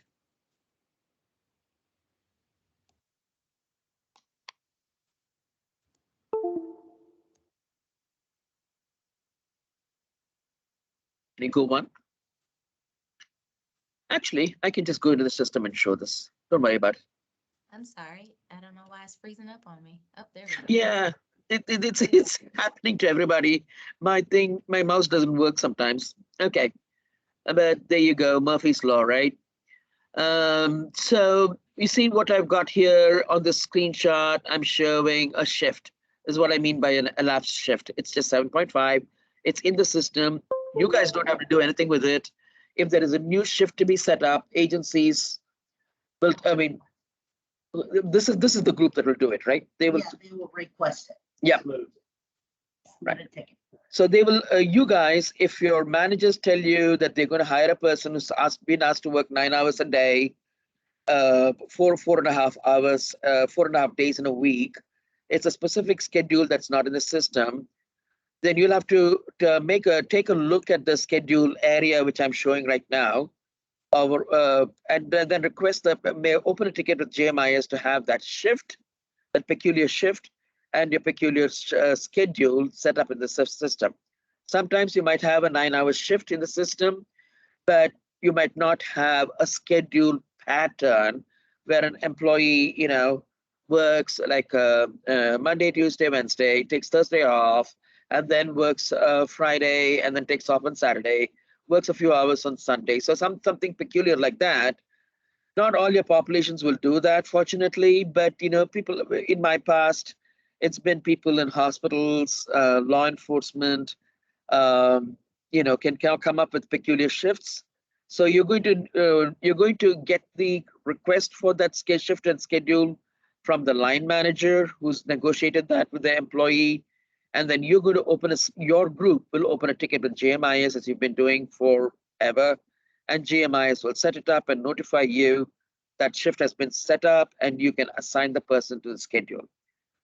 How all of this changes the way you establish an employee in time and labor, I will come to that shortly. If you move to the next slide, I can show them how this fits into the schedule pattern. And then I think you'll all be relieved that you're going to have a couple of minutes break. So we talked about the shift, which is just your parcel of hours that you're supposed to work in a day. I know nobody actually works a shift, but you have a policy of what you're supposed to be working in a day in the employee's appointment letter. If you go to the next slide, you will see how the shift fits into a schedule pattern. You've got an off day, a work day, work day, work day, work day, work day, and an off day. So that's your schedule pattern. Now, what the description when GMIS or I think ISP, whoever's going to be setting up your schedule has the schedule, hopefully the description will be meaningful enough for you to quickly look at the system and say, hey, I've got this shift, I don't have this shift. The line manager is asking me to set up a 9.25 hour shift. It's not there in the system. I should open a ticket and have GMIS set it up. Okay, so if I'm going to take back the share, I'm a hog. So if I take back the share in the system, I have to check. You might want to follow along with me, guys, if you have access to. Do they have access to the training environment? This group? No. No. Okay. Okay. But you will be given access. So at some stage, you might want to make sure you're able to see some of this. Or we'll give you a query of what shifts and schedules exist in the system that's there already. There is also a schedule report you can run to see what's been set up in the system. So if you go, I'm going to show you what schedules are already there, what shifts are already there in the system. And we will give you tools like a query or a report, which tells you, you get a request from the line manager. You don't know if it's there. You can run a report to see if it's there in the system. If it's not there, you know what to do. All the new shifts and schedules, and I don't want to, I want to give you enough information for you to be able to assign these. These are the shifts that we've got. We've got, this is like opening a bag and saying, these are all the Christmas goodies that you've got. 37.5, 8 hour, 8.7 hour for the alternating work schedules, which at this point only INDOT is using, right? But anybody can have, any agency can have an alternating work schedule assigned to employees. 8 hours, 8.5, 9.5. We don't have a 9.25, but we already have a 10.25 setup and a 10.5 hour setup, 12.25 hour setup. There is a range of different shifts already in the system. So you should not, in the future, depending upon what your agency's needs are, depending upon what your line manager's needs are, you should not have to create any shifts, but you might need to create a schedule. And I'll go into, for example, we might have a 7.5 hour shift.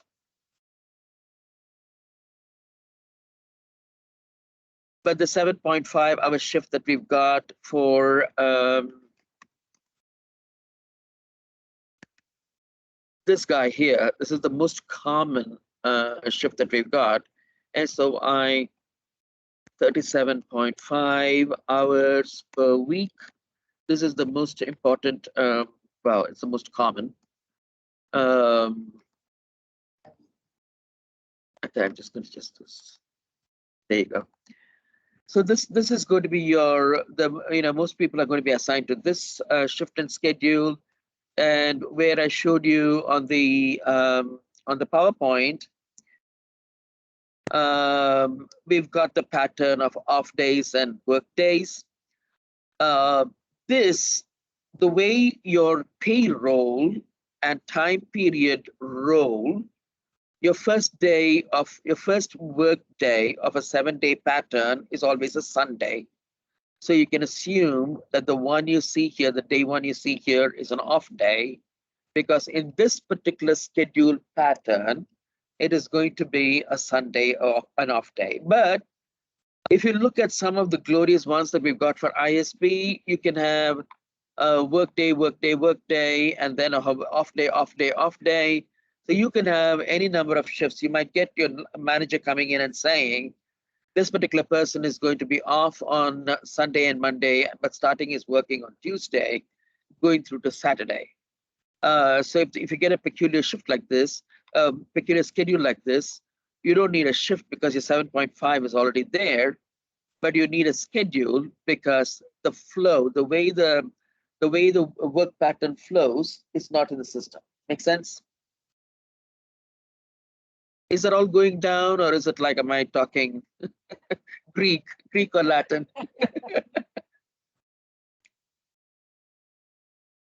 Okay, good, wonderful. And if you go back to just a time check, Erica, are we giving them a break at 10? Or can we finish this system change topic? What does everyone think? I think the sooner the better, Shuba. The break I had here listed for like at 9:50, so we're about 6 minutes over. So sooner the better. Okay, it's 9:56, guys. Do you want time until 10 past 10? You just stretch your legs, grab a coffee, and a bio break? Yes. Perfect. Because I think I'm overwhelming people with information. All right, yeah, let's take 10. I'm here at 9:56, so we'll come back at 10:06. Right. Thank you. Thank you, everybody, for your patience. Put that in the chat. What time are we coming back? 10 past 10. 10:06.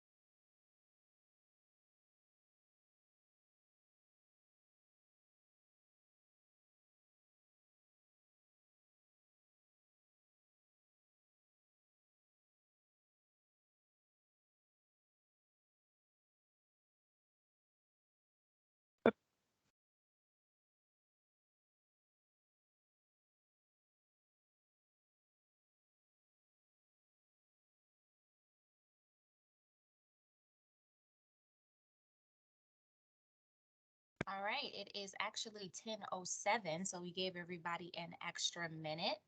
I'm going to begin to share my screen shortly, but what I do want to make note before we proceed to get back in the groove is that I appreciate everyone putting in their questions and their concerns into the chat. And as they are being answered, we will have a designated Q&A section at the end of each section again. So with that, how we're going to do that is if there are any questions in the chat that were not answered, we'll go back to those and answer those.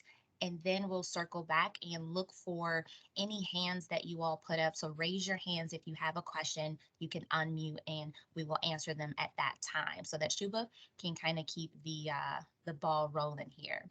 Okay. So I'm going to go ahead, like I said, and share my screen if I can get it back up here.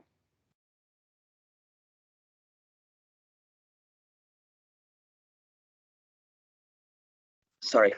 Erica, Stacy Schneider would like to level set some expectations and make a couple of announcements before you start. Yep, I just want to share the screen before you kicked it in. All right, the floor is yours, Stacy. Thank you, Erica. I appreciate that. A couple of notes. I apologize. We did not have the call-in information for you to actually use the audio. I am going to be sending out a new link for this afternoon session. It'll be the same invitation, but with an updated link in it. So please take a look for that between now and noontime. And you can use that to dial in if you've been having issues. So again, my apologies for this morning's oversight there. The materials today are going to be posted. So the slide deck you're seeing will be posted later for you to access.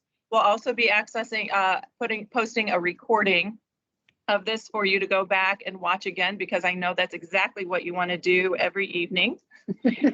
And then these materials too, you're going to have job aids for all of this that's going to be posted on JAM through SuccessFactors. So some of that information is already posted now. So keep going back to that. It's very specific to payroll and payroll admins. So take a look at that when you get a chance to. Thanks, Shuba. Thank you.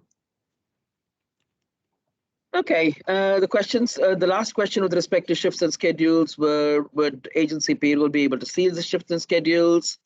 And Paula, you answered they would see the schedules and descriptions to do schedule assignments, correct? But they cannot actually go, but we will give you a report and a custom query.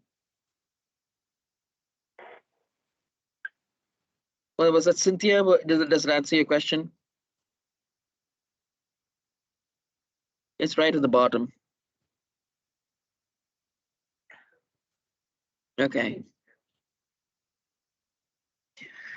All right. So Erica, can you move on to the screenshot which shows the comp time plans? We went through this. Okay, comp time plans, stop right there. So one of the other duties that you guys had in the past is assigning an employee to compensatory time off plans. You know, in the past, I believe certain employees had access to enter comp time and to be assigned to comp time plans. Sally, Brandy, Brent, keep me honest here, but now, you know, anybody can assign time to comp time, right? We've made that available to a lot of people. If their agency, Manage that if they go over. if the agency allows their employees to earn comp time, then yes. Correct. But the difference to what you're seeing now on this slide compared to what you've done in the past is once again very similar to everything else we've been telling you. You had comp time plans for with the numeric ID, which was very similar to your business unit or agency ID. You won't see that anymore. What you're seeing on the screen is 5 comp plans. Only 4 of those are going to be used. There is the SOI comp, which is the default comp plan, which will be used mostly by exempt employees. And of course, whether or not an exempt employee can charge time to a comp plan will be depending upon whether his agency and a manager approve it, authorize it. Non-exempts, those who've got the 240 hours limit, will be assigned to an SOY 240 CMP comp. Public safety non-exempt, especially the fire people, will be selecting the SOY 480 comp. So if you work for the IG office, that is something that you want to remember, that the SOY 480 is what your employees will be assigned to. And last but not least, the one at the bottom, SOY ISP CMP, that will be used for all state police. So you don't have to, I know it's easier to just select the number of that relates to your agency and be done with it. Except for some of the more complicated agencies. We've actually standardized this and rationalized this. So the comp time assignments are, standardized.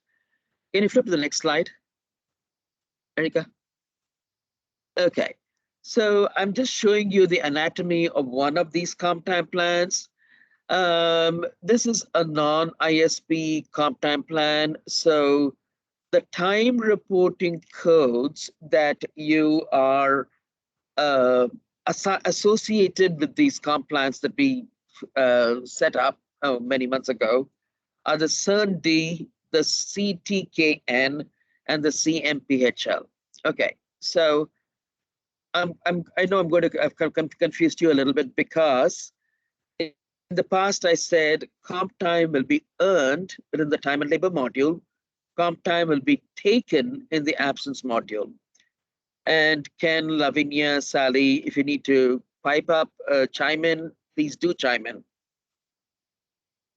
But you, in the time and labor system, which your agency, which your group will be assigning an employee to, and all employees will probably need to be assigned to a comp plan. That's what makes the whole integrated system calculate the comp plan earned, create the buckets for the comp plan. I worked very hard and I've got 5 hours overtime, which I don't want to be paid off. I'm a non-exempt employee. I'm assigning that to a comp time bucket. That bucket is going to be created in absence management, not in time and labor. So you'll have to see your balances in absence management, not on the timesheet. In the past, you would go to self-service, time management, on the timesheet, time information, and timesheet, and you would see your balances sitting right there at the bottom. Here, you'll have to go to the absence management screen to see the balances. But the important thing is the important thing is that they have to be enrolled in the comp plan for the whole system for the time and labor system to acknowledge that you worked those hours, and for the rules to kick in to create the comp time earned, and for absence managed to pick up those hours and to add it to the balances that you will see in the balances. Ken, Lavinia, do you want to chime in here and talk about anything else about the way? Yeah, I think everything you said is correct. Yeah, so the time taken is going to be coming from the absence request page. The system automatically picked up the hours that generated by the TL rules, TL processing, that create those earning codes. So the C earned and the COM HL code in automatically bank it or accumulated to the comp time bucket balance on the absence management side. You are welcome, Ken, to take that share for a couple of minutes and just show where in the absence system they can see that balances? Okay, yeah, sure. Sorry. So, yeah.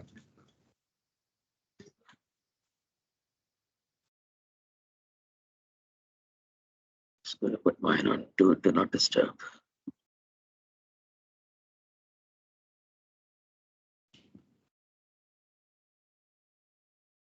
Now I'm on UAT environment and Yeah. let me sign on as employee. I hope I'm signing on as an employee with comments. So basically under employee self-service, you click on the time tile. Let me go back again. This is the tile. And then here, wherever you see a luggage that's related to absence management, and you should be able to request absence, cancel absence, view absence history, and here's the balance. And let's see. Okay, here it is. So as I assigned to an employee who has the following balance. So right now, that person does not have calm time, but if he or she has, then it should show up here, along with the personal balance, vacation balance, and sick balance. And you are able to, it's a feature that's available, which is helpful for the, yeah. Go Ken, ahead. sorry. There are messages on the chat which says they're not able to see your screen. Oh, sorry. Oh, you're not, okay, sorry. You're not seeing the screen. Is that Nikki has? You won't be seeing the slide. What you should be seeing is the actual application, the actual system. But Ken is showing you where in absence management you can view the balances. Can you not see that? No, I'm just seeing people's faces. Oh. Oh, okay. Oh. Hey, everybody. We don't want that. No, we definitely don't want that. So Let me try again. yeah, share your desktop. Yeah. Thank you for keeping us honest here. Okay. All right. Good, I'm good now. Thank Yeah, you. you're good. All right. Okay, so Perfect. let's backtrack a little bit. So under self-service, and you click on the time tile, and where you see all the luggages, those are related to absences. And one of those is view balance, and the employee assigned to should have at least sick, vacation, personal. And in addition to that, this are the calm time balance. Now, at this moment, the person has not accumulated any calm time, but if he or she does, then the hours that get calculated by the time and labor rules will generate TLB time, which related to the calm time earned TLC that Suber show us. And those hours is going to be automatically translate or transferred into this bucket here, and you'll be able to see.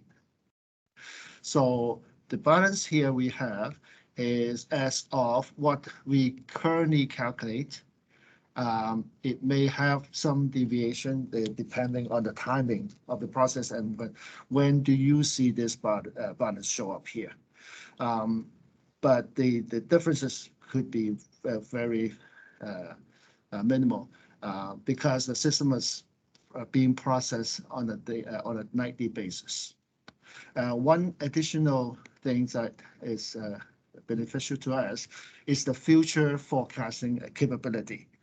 And this one is actually pretty helpful for, as an employee, I can see, if I take a holiday now or in the future, do I have sufficient hours that I can take or sick time, for example, or mostly vacation. So I could forecast in the future, for example, let's say I want to take a Christmas holiday, and I like to see as of the end of, let's say I'm going to take a holiday on the last week of December 2022. And do I have sufficient time, hours to take this vacation? So the system actually tells you what your current balance is, which is reflecting up there here, and what the balance it will be as of the date that you specify here. If I click on this forecast balance, unfortunately, okay, let me put this earlier date because we haven't built the calendar up to that point yet. So the message it shows you it will the error message that shows you because of the calendar we have to build ahead of time so that you have ability to do forecasting. And as of the date that I specified, the second last week of December, I actually accumulate more hours because I haven't used it. So it turns out to be over 1,000 hours that's available for you. So we are safe and we'll be able to take some future hours over there. The balance that we forecast is based on the current balance we have here, plus the accruals that you earn every month, and potentially some taken for future dated vacation that you have entered ahead of time. And that makes the calculate the future balance for you. So that's with the comp time balances. So we are the emphasis we're giving them is earn comp time in time and labor, take comp time, and view balances in absence management, right? That's correct. So how soon does that relationship work? I mean, when you earn your comp time, rules run, time admin runs, how soon can the balances be updated here? Right. So as soon as there are two dependencies. One is once you have entered the hours that you work for, then time and labor needs to be run to generate the payable time. So that's the first part of it. And then the second part would be the AM calculation. So the AM will run on a nightly basis. Then the comp time balance will get updated on a nightly basis at least once. I believe the time and labor process is scheduled to run before absence management. So all the comp time hours already generated before even we bank the hours to absence management. So that is everyone understanding what Ken said? So that is the time administration process that you're familiar with, right? You're familiar with that. That's going to run every night by schedule. And I will talk to you about timelines later during the afternoon, because we're going to, like I said before, we're dividing this session into system changes, how it impacts your life, how you're establishing your business process for establishing an employee in time and labor, how that changes, which is your next section. And then finally, what the processing of time and the paying of time, how that changes with in your life going forward. So with all of these, this is part of the processing of payroll, processing of time, where earned time is established and converted into payable time and comp time balances by the time administration system. And I've talked to you about when that runs. When that runs, and it's followed in the automated schedule by the absence management calculation, that will then update your comp balances so employees can view their updated balances, accrued, earned in time and labor, taken in absence management, net balances will show next day, correct, Ken? That's correct, yeah. All right, so I'm going to grab the share and talk about, just show you the live system and the comp time balances there. Address. Topic show. Yeah, there is one question in the chat about if comp time hours will disappear if not used in the quarter following the time earned. They will not automatically disappear. The functionality to auto pay out comp time in the quarter after the quarter it's earned will not be in place at go live. So you will still have to initiate that to do a payout. through absence management. I don't know if Sally or Lavinia or Ken want to add anything to that. That's right. Yeah, that's the plan. We have the feature built in the system right now, but we currently planning to just hold on to the auto quarterly payout. And whoever is required to pay out on a quarterly basis, we have the job aids that provide us for the request. And if any question, that feel free to ask us, Lavinia, Jill, Alyssa, and all of us will be able to assist you on the manual payout part of for the comp time. Some more questions on comp time. If employee uses comp time and it will deduct automatically from the comp time balance, and the comp time balance will be accurate all the time. Yes, depending on the lag, right? Yeah. We talked to you about the processes. You enter time yesterday, time administration, that washing machine process runs in the evening. It generates the comp time earned for you. Absence management calculation runs after that in the night. You should be able to see the updated balances today. Yes, yes, Sally, Ken, yes. Okay. That's correct. Yeah. Mugdha Pandya, does that answer your question?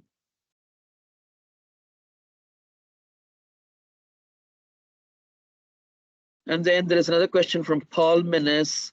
If an employee at the end of a week reports less than 37.5 hours, and if he has comp hours in his bank, then will the shortage automatically register as comp used? No, no.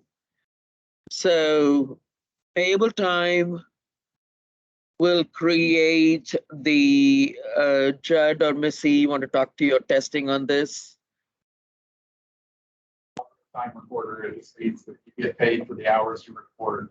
It's not really lost hours where it's going to fill in the difference anymore. No more lost time, yay. Can you repeat that? So again, everybody, it's positive time reporting. So whatever is reported on the timesheet is what they will be paid. The system's not going to automatically populate with anything. It's up to the employee to complete their own timesheet. But then time and labor, the time administration, when it creates the straight time comp time, should flatten out some of those hours. I think they want to know whether the comp time will still be generated if overall they have less than 37.5. No, it didn't sound like the question was around. They didn't even report comp time, I think. Okay. I don't know if you want to clarify what your question is. You want to ask it in the out loud here?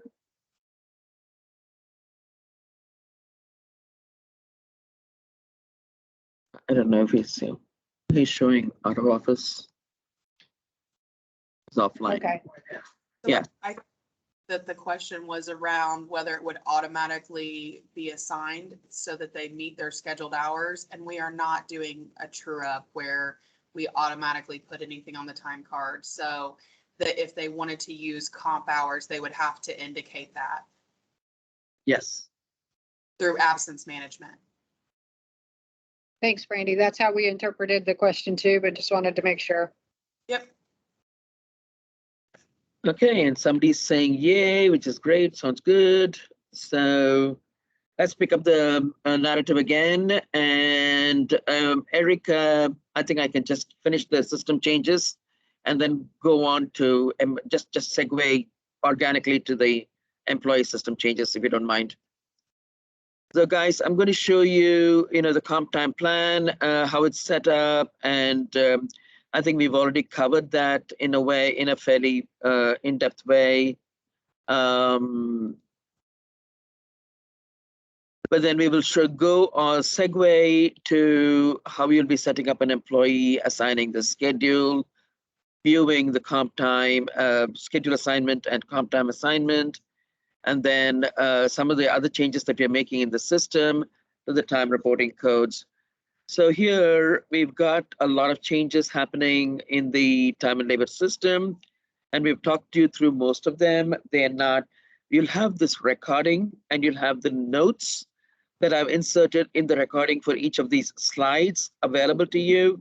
So as Stacy sends you the link to where the actual deck is and you expand the notes part of it, you should be able to see the, basically my brain dump on each of these slides. We've covered comp plans. I just wanted to remind you of what they are. They'll always begin with an SOI.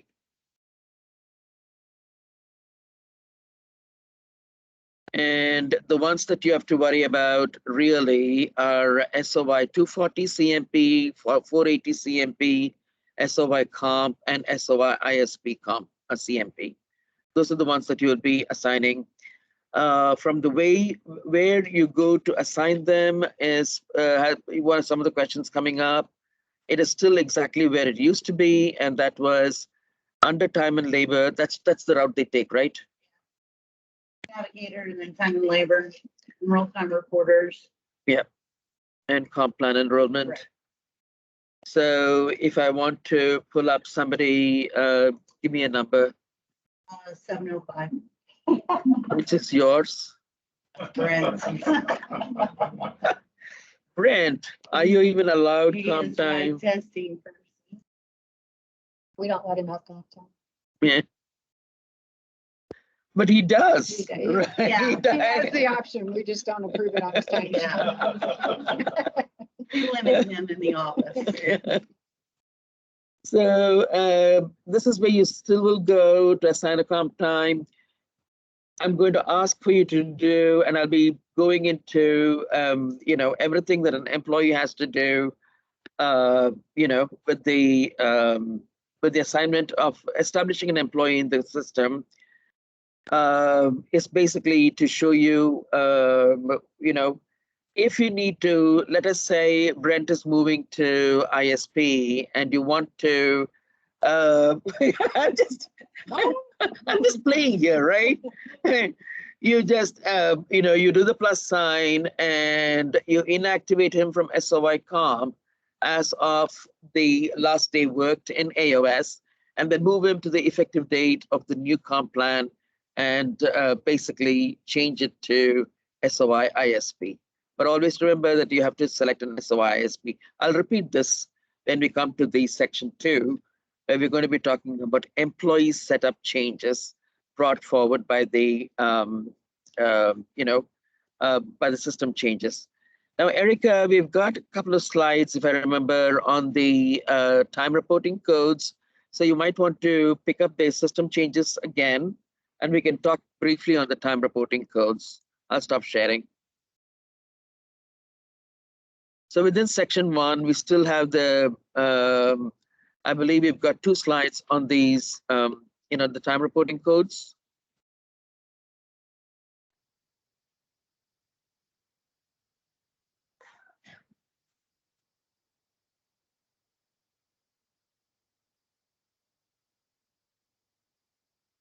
Okay, go up a little bit and you can see up, and you should see time reporting codes.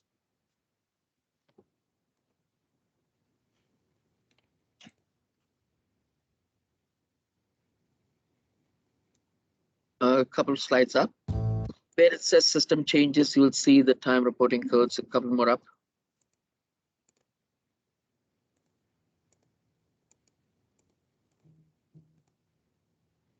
Okay, there you go, stop right there.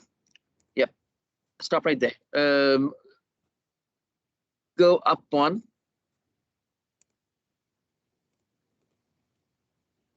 Okay, and stop right there. So guys, one of the last pieces of changes that we're making is, you're familiar with the time reporting codes. And I told you that you want employees will not be seeing the leaves on the time reporting code drop down on the timesheet, and I showed you how that works on the timesheet, right?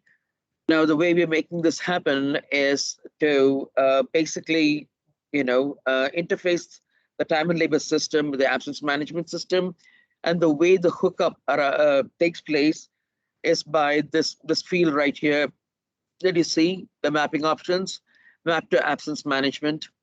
And then if you go to the next slide, Erica.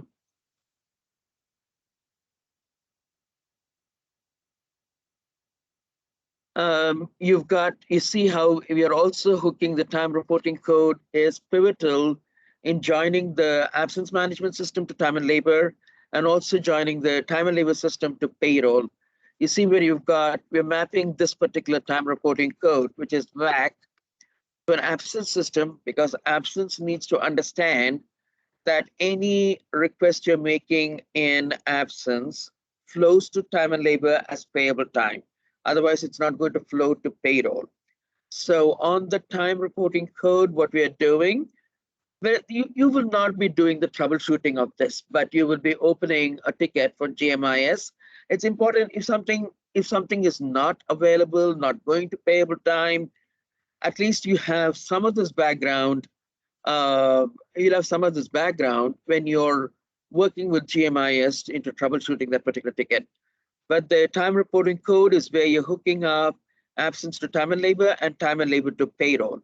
You see at the bottom where it says NA earnings code, that's how we are telling the system if there is a request to absence against this absence earnings code called IER VAC paid. That's telling the system this particular vacation is going to be paid. It's going to be payable time with time admin runs. It will not have it will have a payable status of approved, not estimated, and it'll map to a payroll earnings code of VAC.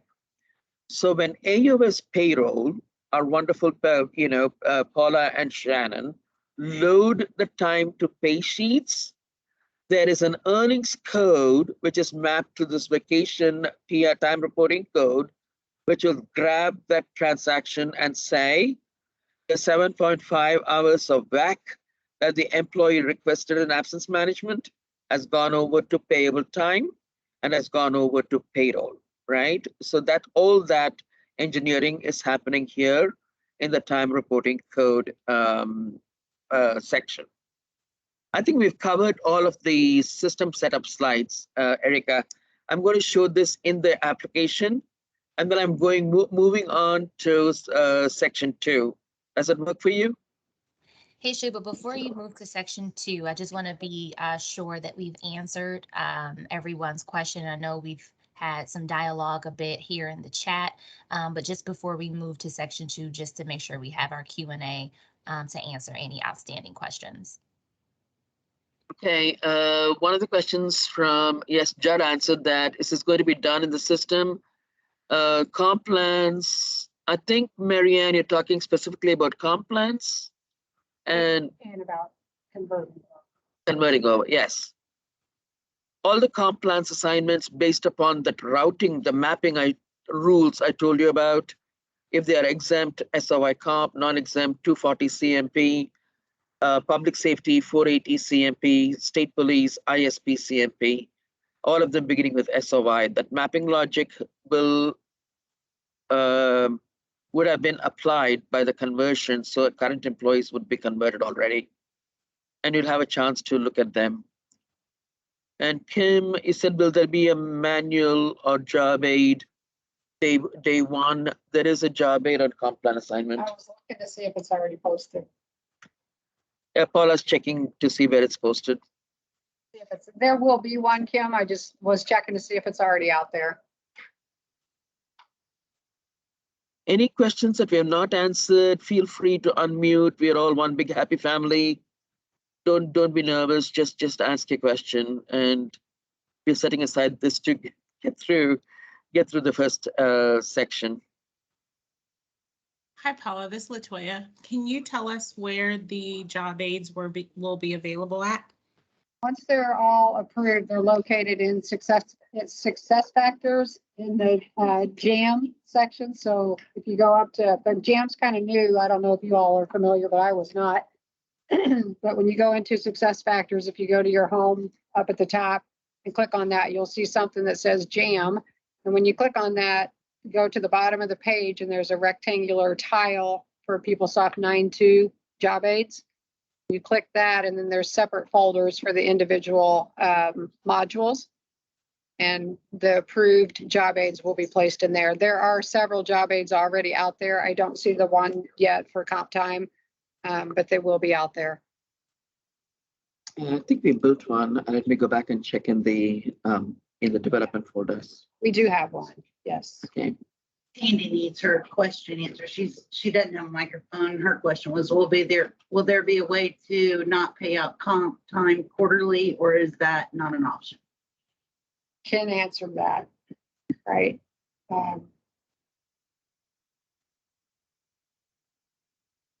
Ken, can you expand on that for, who was it that asked the question? Tandy?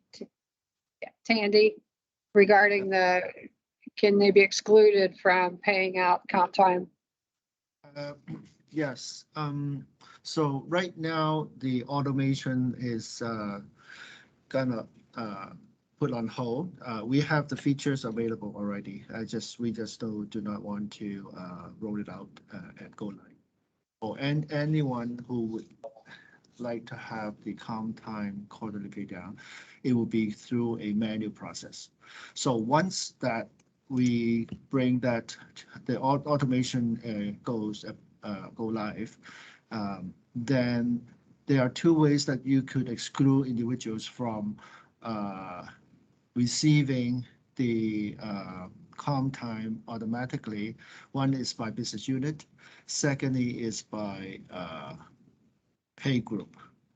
And in addition, I think the exempt employee will not get quarterly payout at all. So that is already built as part of the rule. ISP as also, they are excluded as well. But at the moment, if you want to exclude an individual from the quarterly pay down, we do not have that feature yet. At go live, everyone's going to be requesting through a manual process. Did I answer your question? I think Tandy is not able to, but she's saying thank you. So yes. It's a yes. Yeah. Yeah, she's not able to unmute. Thanks.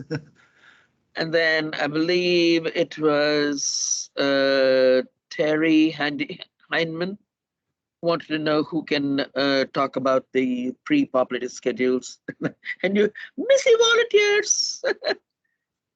Missy's put her hand up for that. So contact GMIS and Missy Judd if they want to ask questions about the schedules that are pre-populated. Again, based upon the information and knowledge the project team has got, and we are the project team, we are assigning people to schedules based upon current information of what they should be assigned to. If there are changes, the agency's line managers should give you that information that Joe Garcia needs to have a different schedule, and you will need to assign it based upon the info you get. And when you go to the assigned schedule place where I'm going right now, you'll have to do a row insert and assign them to a different schedule. Any other questions before we move on to section 2?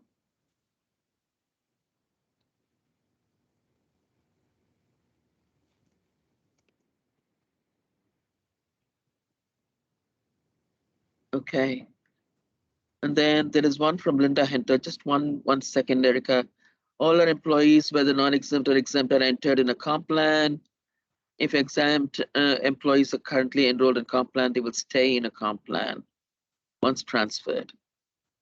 And going forward, any new employee can initially be enrolled into comp plan no matter what their FLSA status is. That is correct, yes? Yes. I'm just going to say correct.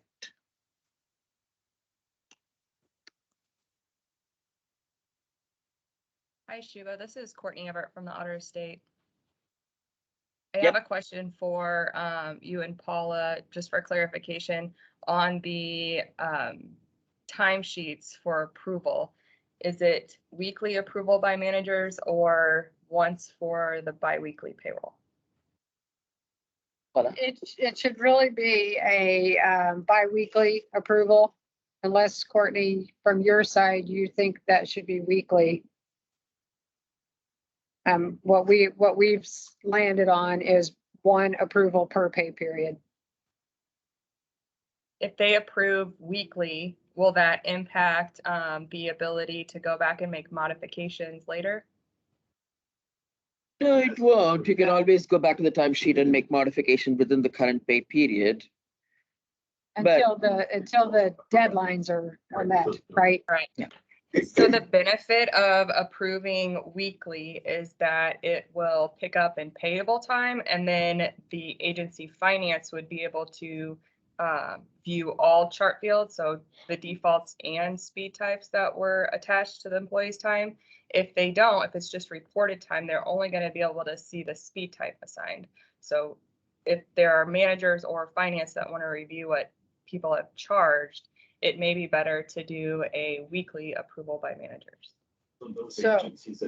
So should that be, really should be the specific agencies, if those finance groups want their employees to do that, they should relay that to payroll and push that out to employees within their agency. It gets a little messy in payable time when you're having in and out, when you're making changes from, you've approved 1 week and then you go back to make changes, and it just gets a little muddy in payable time. Right. So the in and out happens when if time has been loaded and then you're backing it out. And but as long as time has not been loaded in that first week, and we are not planning to load it until payroll week, right? Payroll processing week. Yeah.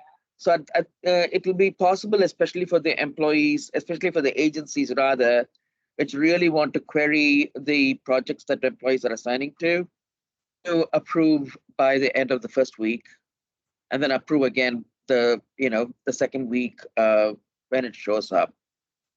I think that can be something, a communication. We can send out a communication on that, Courtney.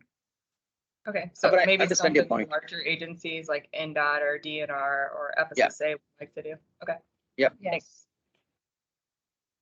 When you were going through the different ways of allocating time, you cannot do that. Going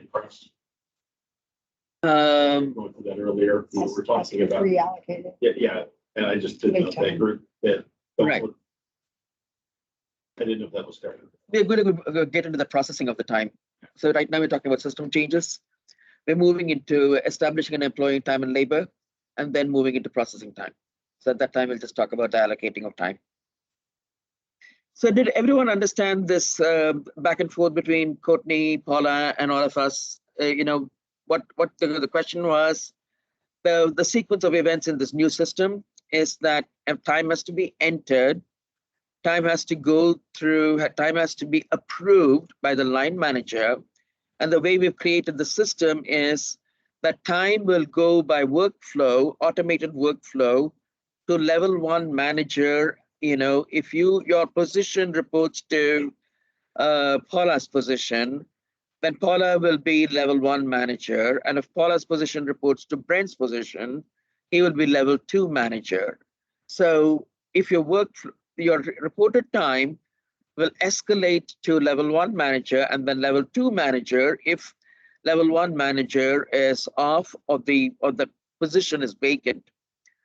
Now, we have to get those approvals in place by the time administration runs at the end of the week, and then runs again over, every day it's going to be running, and it runs again at the end of the next week.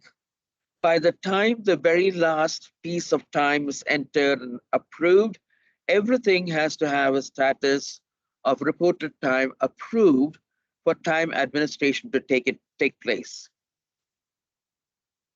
The question from Kyla is, will this be automatic or will line manager 1 have to set it? No, it's all automatic. We've got a program that does the escalations, that establishes who an employee reports to by way of level 1 and who the level 2 is. So all that is automatic. Level 1 manager doesn't have to do anything, and payroll doesn't have to do anything on that. So the question was from Courtney, for the heavy accounting, complex accounting kind of agencies, at least, is it possible to have all of the time entered as on week 1 Friday or Saturday, whenever week 1 ends, completely approved and converted to payable time? Because payable time is where I told you maybe a couple of hours ago, payable time is where your fiscal officers, your finance people can see all of the accounting information, the chart fields, the fund, the department, the program, the project, all of that, shows on payable time, not reported time. For payable time to have that information so that you guys can query that information and email it to your fiscal officer who's, tapping you on the shoulder and asking you for that information, that time has to be approved. That's what Courtney's asking. Was that making sense? And does that replace a delegation when I'm out of the office? You will still have to delegate, Scott. Because there's a difference between delegating and the roll-up. So delegation allows you to pass your approval responsibility on to somebody else, whereas if it's going to roll up, it's because you did not perform your duties as you should, and so it rolls up a level. So if you want that on your mark, Scott, you can let it work that way. And then Chrissy is asking, just to clarify, saying if the reported if they're, if their approval level 1 will bounce to approval level 2. I'm sorry, I'm losing the thread here.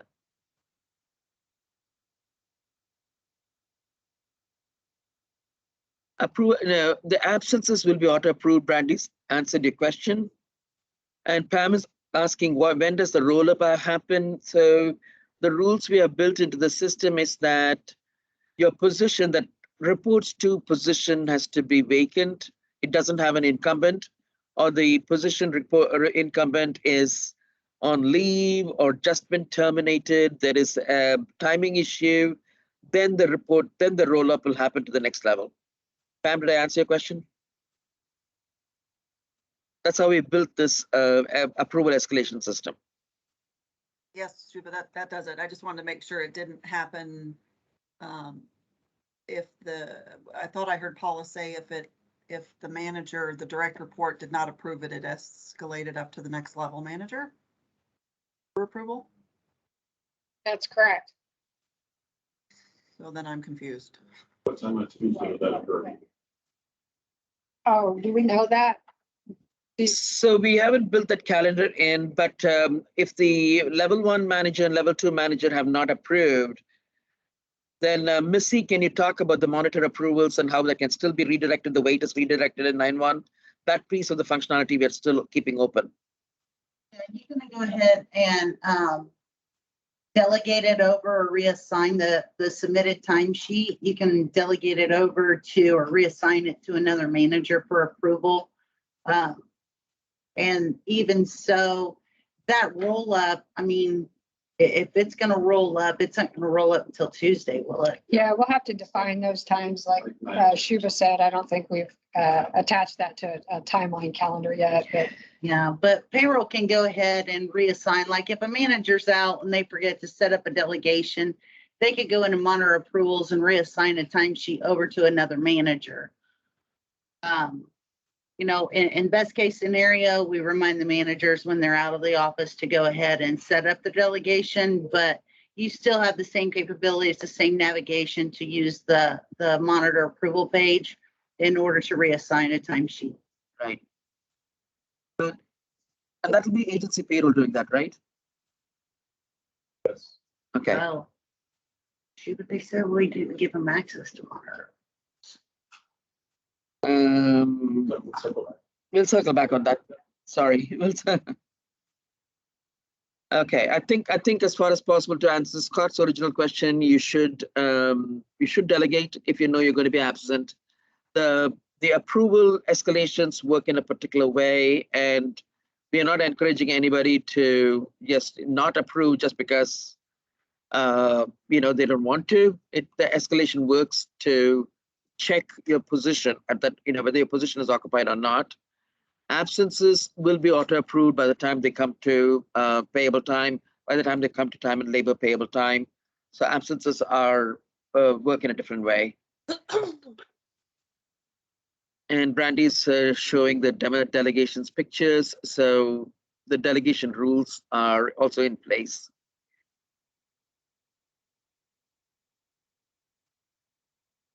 I think all questions have been answered either via chat or through live explanations.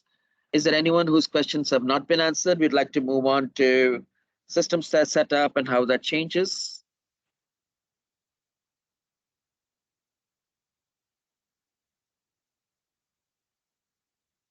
Scott, you're correct. If the timesheet is not approved, the employee will not be paid, correct? So line managers have to do their job. And if they haven't, or they delegate their approvals. Yeah, and I'll just add in though, as all of us on this call are payroll people, we have a responsibility to do our due diligence in overseeing all the time and labor queries to make sure that all of the employees within your agency have submitted time, managers have approved the time, and the queries are clean. So it's going to take us a while to get everybody on board here with doing what we need them to do, but we can't just say, oh, they didn't put it on their timesheet. We should know that they didn't put it on their timesheet, and we should ensure that it gets put on the timesheet.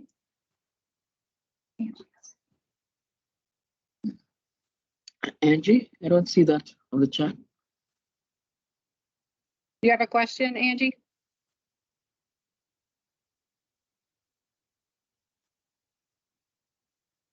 The hand is up, but nobody. I was asking if in 9.1, I thought there was a limit to how many roll-ups there it could be. And I was wondering if in 9.2, is there also a limit? Will it roll up past 2 people? We're just rolling up one level. One level over and above your manager. Yes. Yeah. Your normal manager should approve the time. And if he or she is not going to approve the time, he needs to delegate. No, I'm talking about if a position is vacant, not missing, not a person being on vacation. I'm talking about a person, if the first position is vacant, the second position is vacant, does it stop there? Then it goes to the TL admin and the monitor approvals. It comes to you. You should have the role to do the monitor approvals and delegate it, bounce it to the person who can approve. Yeah. So I've been told that every agency has one nominated person who can be the administrator approver, correct? What are they doing now? Well, what they're doing now isn't what they're going to be doing going forward, because their agency payroll is not going to be able to approve everybody in their agency. I mean, they do it now, but they're not going to be doing it going forward. The managers are going to have to approve the timesheet. So if it comes back to where a timesheet needs approval, I mean, I would suggest reassign it or delegate it over to another manager instead of actual payroll processing. Yeah, Alan Kahn, you asked the question if payroll could approve timesheets. I mean, the intention is for payroll not to be approving timesheets.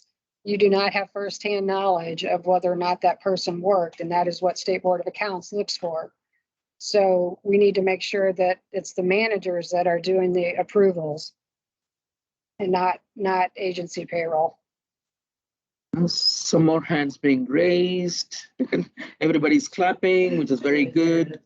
They'll learn if they want to get paid, they're going to put their time in, and their manager is going to approve their time.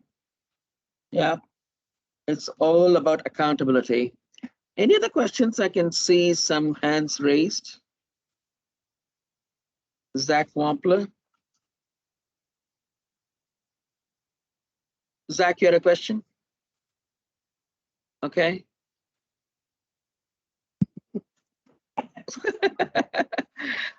Guys, we're not going to bite you. If you have questions, ask them. Otherwise, we'll move on to the next section in the agenda. And we'll be talking about employee-related business processes. We're bringing changes to the system. We're integrating with, lots of other systems. And we're making, adding a little bit to your tasks.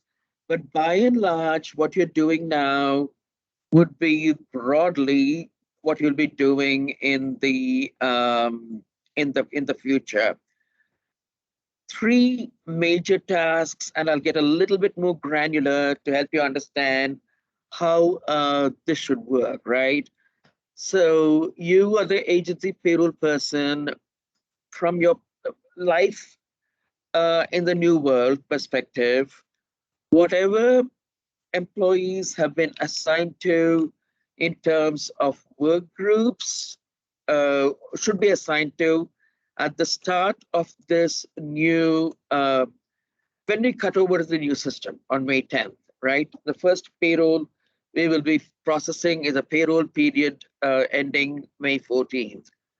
Whatever you need to start, the existing employees need to start with in terms of work group assignment and in terms of task group assignment, in terms of schedule assignment, comp plan assignment, has already been mapped from old to new. And our wonderful Missy and Brandy and Judd and Paula and Brent have been doing a fantastic job, making sure that the old to new mapping is in the system. Your job starts if there are new hires after we cut over to 9.2, new hires, transferees, terminations, and rehires. Those are the people that you will need to understand how to apply this new, some of this new setup information to. Assign work groups. So in this section, that's what we're going to do. We're going to delve a little into what is changing with the assigning work groups. And I sort of talked about it a little while ago. What is changing with comp time plans? We kind of touched upon it. And what to change with respect to schedules. So, you have enough information out there to be able to do your own, assignments, have the knowledge to do your own assignments. Can you go to the next slide? And I think this time we'll just go to the, to all the slides through the section, and then I would like to spend some time on the system, Erica. So we're elaborating a little bit the number of, employees that are. There are some screenshots in the slides which talk to you about what you will do to check the job data for that employee, how you will get the information which will help you translate the job profile information to what you're going to be assigning to them on the enroll time reported data page. And then also we will talk to you about things like how are you going to assign the task profile, how are you going to assign the time reporting template. We kind of touched upon it. I'm just going to go through this, and this is your bread and butter tasks. I want to make sure that you all have no questions about that. I'm going to share again, Erica, if you don't mind hogging it back.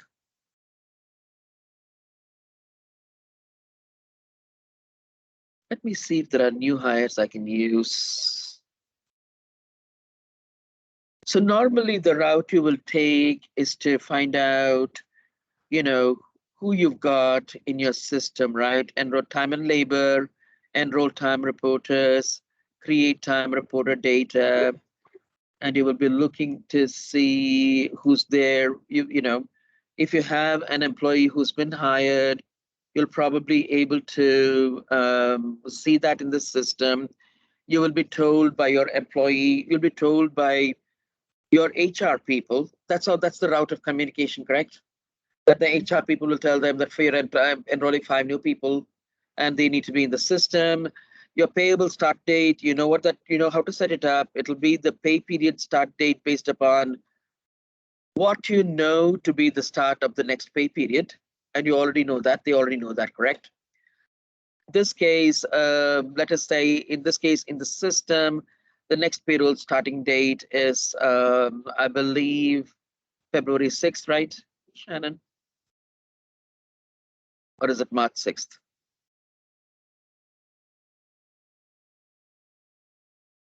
And the one thing, I think you all know about this, but March 6th, once you fill up that particular field, you're all familiar with this field. It hasn't changed. This whole page hasn't changed at all. What is changing is the values that you're going to be assigning to that. Once you save an entry with the payable time start date, it disappears. That field disappears from you. Now, you want the employee to start getting paid effective 03/06. 2022, that's the first payroll on which he's going to be paid. You will choose elapsed time period. I know that in here, in this 9-1 system, some employees have been punch time reporters. I think mostly FSSA, correct? We don't have any punch time We don't right have now. anymore. Right, not anymore. But at one point you had them, no more punch time reporters. You will be selecting on this page your elapsed time template of SOI task, and who can tell me the other one? Virtual candidate for anybody who tells me what the next thing is, or the next activity. Yeah, virtual candidate for you. Who's this? Okay, sorry I don't have candy to throw at you, but you get that. Search under SOI, don't search under your number of the business unit. You select task or profile. How are you going to be selecting it? Do we know, for instance, whether, so at this point, you don't have the information to select this, what this person is going to be. His number, his employee ID is 10. You can only see him in this page if he's already been, he or she, Barton Peterson, yes, he's been established in the job data page.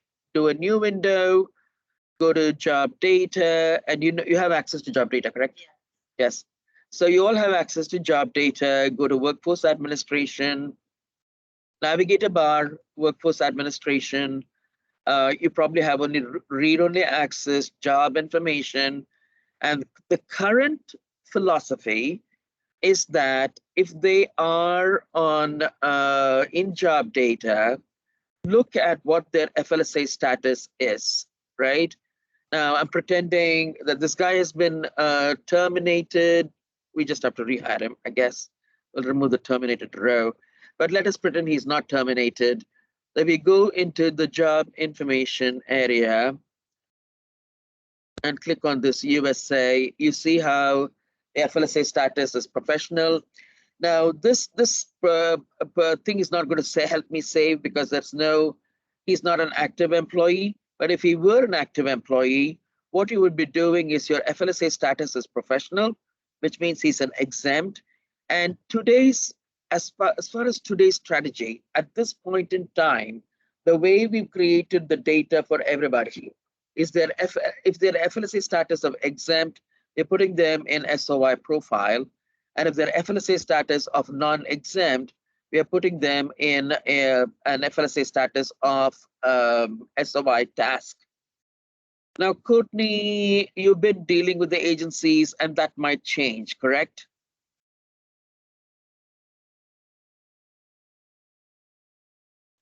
You might have exempt people who might need to assign time to speed types. Remember what I told you in the past, if you're assigned to a profile, what you will see on the timesheet is a profile, a task profile. If you're assigned to a task, my user ID is attached to an employee who's assigned to an SOI task template. So when I go into the timesheet, anytime I went into the timesheet, you could see the chart field link.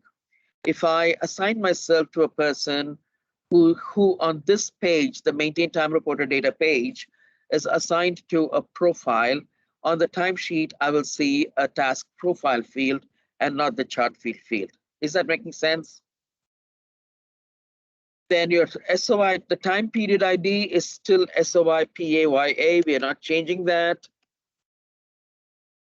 And the work group assignment for this person is based upon no longer based upon the business unit, but we could just put it into exempt. Right. Now, task group, what should this employee be? And I'm going to pretend again that this person is not terminated. What would this task group be? The task group will be the same as, I'm going to make it, never mind. I'm just going to explain the concept. So in the business unit, his task, oh, wow, we hit upon a governor here. So his business unit is 30 for governor, but you don't, everybody will have a business unit flowing from the position, 8 positions, very critical to the entire 9-2 setup, right? So as and somebody like SPD can confirm that, but everybody is going to be assigned to a position, and based upon how that position is set up, what business unit is attached to, they will be having on-job data, a business unit, and that business unit will be 30. So when you go in and set up the employee, you will be selecting a business unit equal to a task group equal to the business unit. And in this case, I chose the wrong person. Chose the governor's office. And your task profile will follow from the task group. But as you can see, you've got a bunch of task profiles assigned to this particular task group. So the question then becomes, what you can do certain amount of things by yourselves.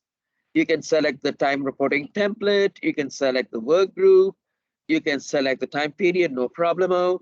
But when it comes to the actual task profile setup, you will need to escalate this question to the fiscal officer and ask them whether what is the default task profile that this particular person needs. Let's pretend he's not a governor or a former governor or working the governor's office. But whoever the person is, if they're AOS or SPD or DNR or INDOT, that agency payroll person must be asking their financial officers what should be the default task profile. Making sense? This is a very pivotal. So let me look at somebody who's already been set up. And for that, once you create time reported data, save this record, you all know, right? You can't go back to create time reported data and see that employee. You'll have to see that employee in managed, maintain time reported data. Now here, I'm not saving this person. I'm going to go to an existing person and show how that is set up. And I'm going to break the UI. Somebody dropped something. I'm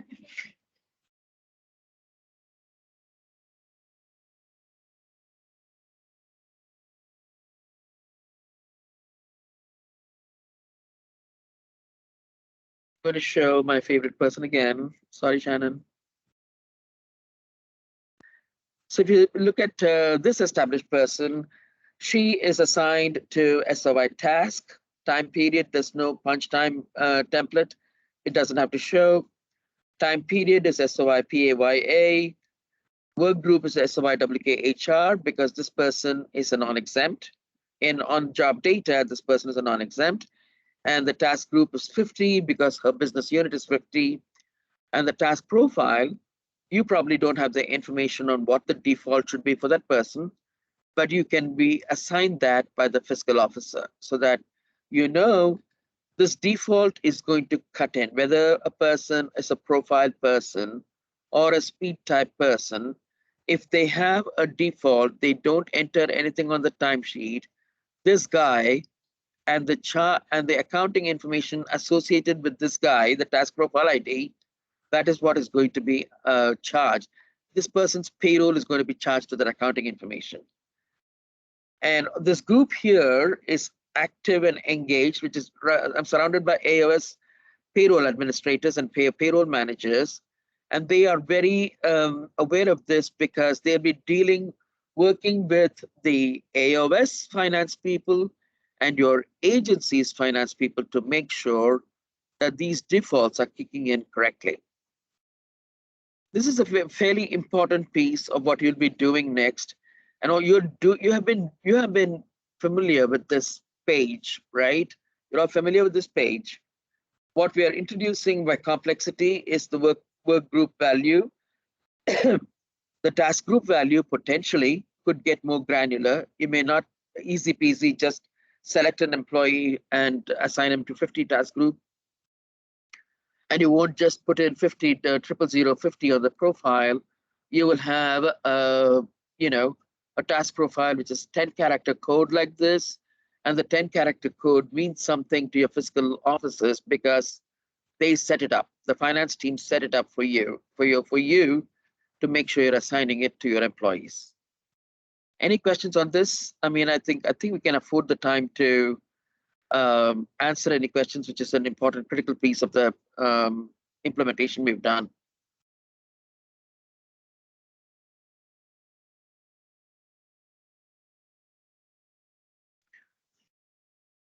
Make sure they understand that the payable time on the maintain time reporter or the create is going to be the beginning of that pay period, but the effective date, they're used to making that the beginning of the pay period as well. Yes. And it doesn't have to be that now, correct?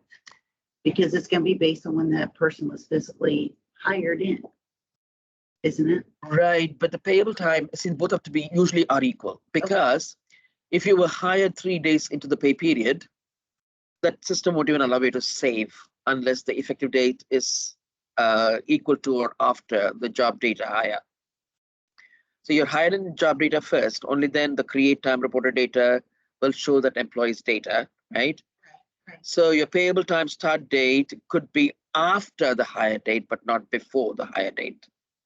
So if you, for example, right, so if you were hired, let us say the next pay period, the pay period we're kind of testing with the new weight in this system that I'm showing you is the 3/6 pay period, but the employee was not hired until the 3/10, 10th of 3. Your payable time only kicks in on 3/10 because he cannot be paid for days when he wasn't enrolled in the state at all. Your effective date, let us say they say that for the first few days, I'm going to be, Brent says, I'm going to be giving you a manual check or something, then it's not going to come from time. I don't see a scenario where that will happen. But if for the first payroll, time is not going to be entered for them through the timesheet, your effective date can be after that payroll end date. Because it's something different from what they do now. Because they could be hired on a Wednesday in the middle of a pay period, but they still have to put the effective date on the maintain time reporter as the beginning of a pay period of which they were hired. So you're going to have a maintain effective date prior to job data effective date on current 9/1. So that's why I'm saying we need to make sure they understand that that's different. Yeah, I don't know how that system will even allow you to enter a payable time. It's we'll take that on board. That is something we used authorized leave with pay, without pay. Right. In Okay. 9/1. It's just those dates are different for 9/2 than what we've told them or trained them for 9/1. That's why I want to make sure that they know that they don't have to go to the beginning of the pay period of which they were hired, because it's not going to let them now because of their job data effective date. Yeah. So we can absolutely confirm that through updates to the chat. And that doesn't matter anymore now that we're positive time reporting and we don't have to account for 75 hours. Right. I mean, in theory, you want to make sure your people are getting paid for 75 hours. But if they don't put it on their timesheet because they've come in, 2 days into the pay period, they're not going to have 75 hours, and you should know what to expect on their timesheet. Right. Alan Aitken, sorry. Plus some questions still. There are some other questions. Let's go. I'm just going through whatever I see. How do you handle mid-cycle transfers? And the mid-cycle transfers, if there is whatever effective date is on job data, use that effective date, insert that effective date on your time reporter data page, and make sure you transfer them to the work group, task group, etc., based upon that date. Yes. Correct. And Judd makes a good point. if at all possible, your agency should ask your HR to work with SPD into starting their transfer at on the Sunday of the new week, right? It's either the Sunday of the pay period begin date or the middle Sunday of the second week of the pay period, but try to start it on the beginning of the week. Otherwise, the rules we've automated a lot of the rules, and we want to make sure that the rules apply correctly, especially if they're overtime eligible. Then non-exempt employees will be using this. Okay. So yes, Ethan, the approach we've taken to assigning people to SOI task or SOI template is based upon their FLSA status. But I think AOS Finance, spearheaded by Courtney and her team, are asking fiscal officers whether, or agency finance, whether that needs to be changed, right? I mean, maybe in the future, there will be exempt employees charging to SOI tasks and charging time to speed types. That flexibility is there. The system will give you the flexibility. We've taken a certain approach at this point in time. Yeah, so that's just to clarify that.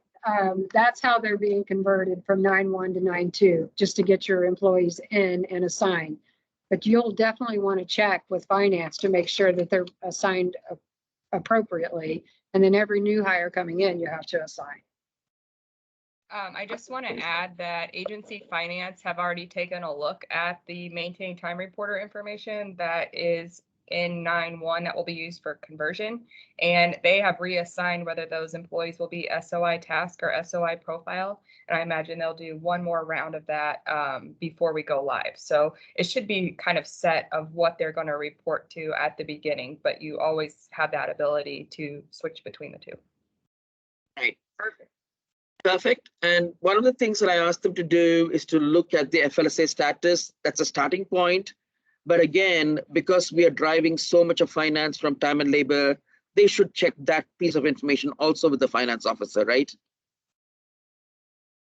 So not only the task profile and the task group information should come from the finance, but also confirm that just because somebody is exempt doesn't automatically mean there'll be a SOI profile. The finance people might want different template setup. Courtney, yeah, and generally, if you're an SOI profile user, your time is going to default. They're not going to select anything directly on the timesheet, but if they're an SOI task, they will select multiple speed types.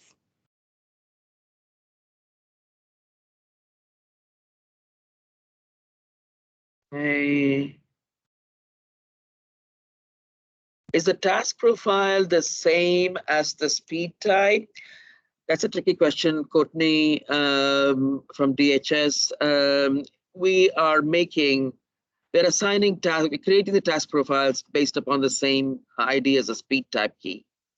Now, one of the things that I will tell you when we get into the processing piece in the afternoon, I'm going to show you some mercy and get you a lunch break in between. But when we get into the afternoon and get into the processing, I will show you how, I will talk to you about how the chart, the whole system will work. Hire dates and create time dates. So is there an active employee who's not, terminated? So for Katie, what we said before was if it's a new hire, as far as possible, because we're integrating with PeopleSoft Payroll, so integrating with PeopleSoft Absence, as far as possible, make the payable time start date on the create time reporter data page. Make the create time start date and the effective date the same as the start date of the hire. Also, but the hire date may not be the exact date from which payable time may be created. It can be after the hire date. I've done that with other clients in the past. So if that's just confirm with HR, if they are going to be paid through time and labor, do they want time and labor, the payable time to be generated from the first day of the hire? So that's something you want to confirm with HR. But the best practice would be to keep effective date, payable time date the same as the hire date. because that's how the time and labor, we're no longer encouraging people to do authorized leave without pay. There is no such thing as lost time. We are not going to build up everybody to 75 hours. Pay employees and the managers and you guys are accountable for making sure that people are getting the correct time that they worked, moved over to payroll. And there are some more hands up. Pam, sorry, Pam. No problem. So I just want to make sure that I'm clear on and I'm sorry to go back to it, Shubha, the maintain time reporter data. The payable time effective date is going to be the day that they start coding regular hours, essentially, right? Yes. Yes. Okay.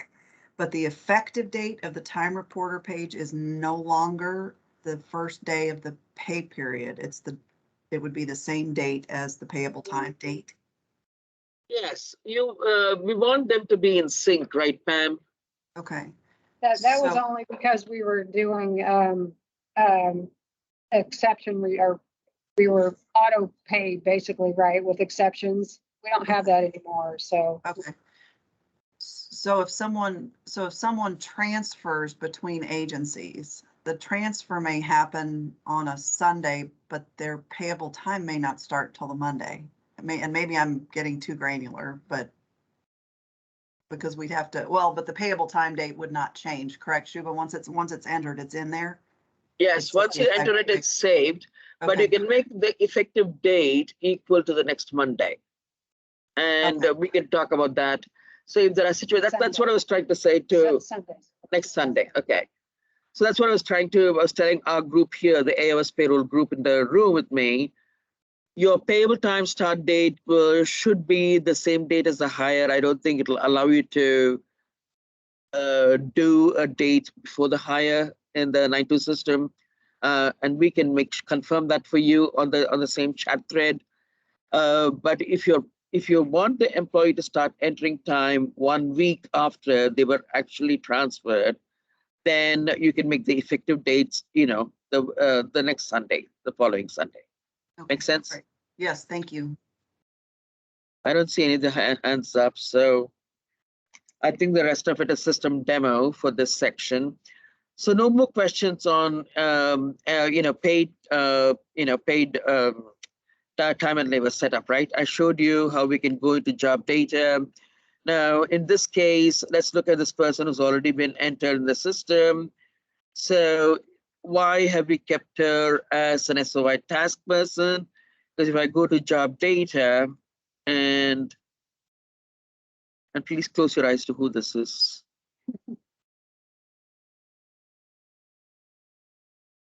In job data, so there is a method to the madness. Lots of insane moving parts coming together, but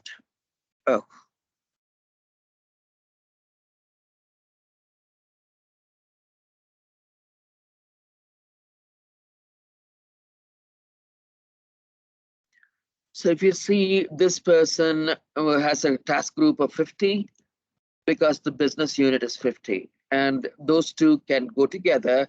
Totally keep me honest here. That is important because we have linked all of these Lego pieces together. Absence to time and labor to payroll to the whole accounting setup on the HCM side, and then payroll interfacing with general ledger.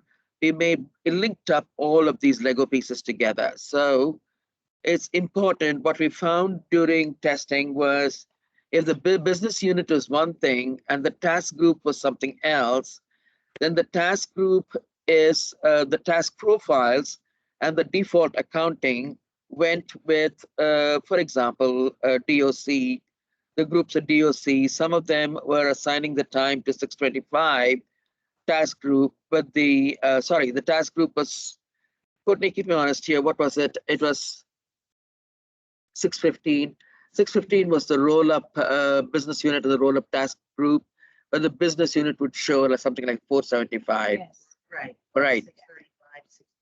Right. When we hit the general ledger and when we hit the financial system, you would have a business unit defaulting from their job data business unit, which was in contradiction of the task profile and the chart fields.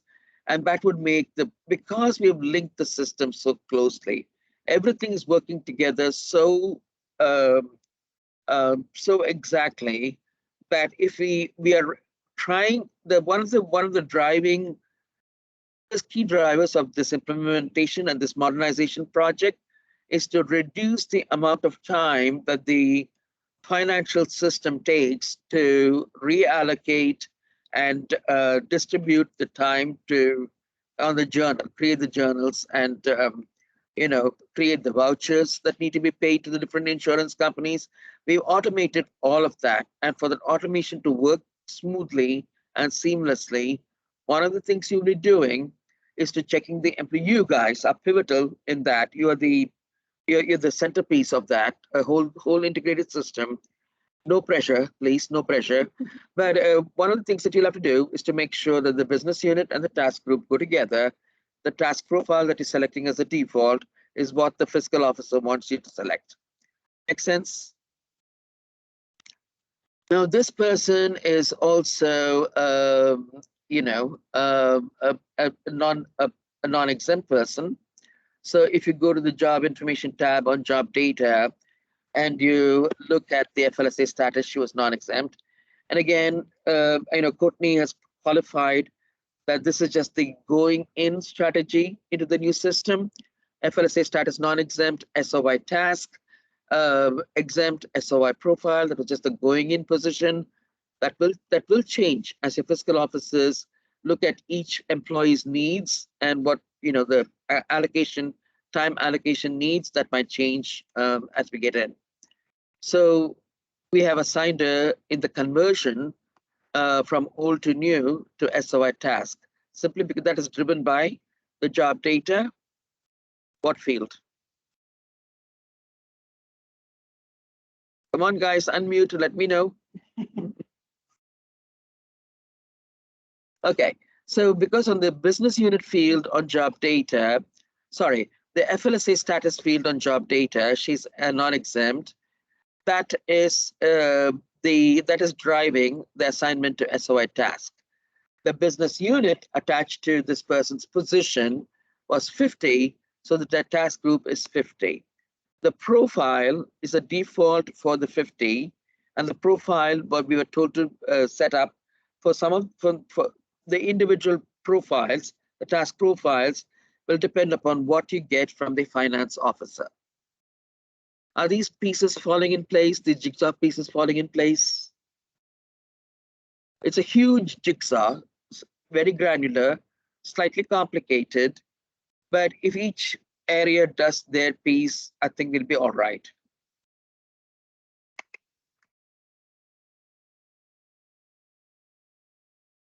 Shubha, it's Pam again. May I just ask one more question on here? When we're inactivating a time reporter, do we use the last day of the pay period, or do we use the last day that they're getting paid?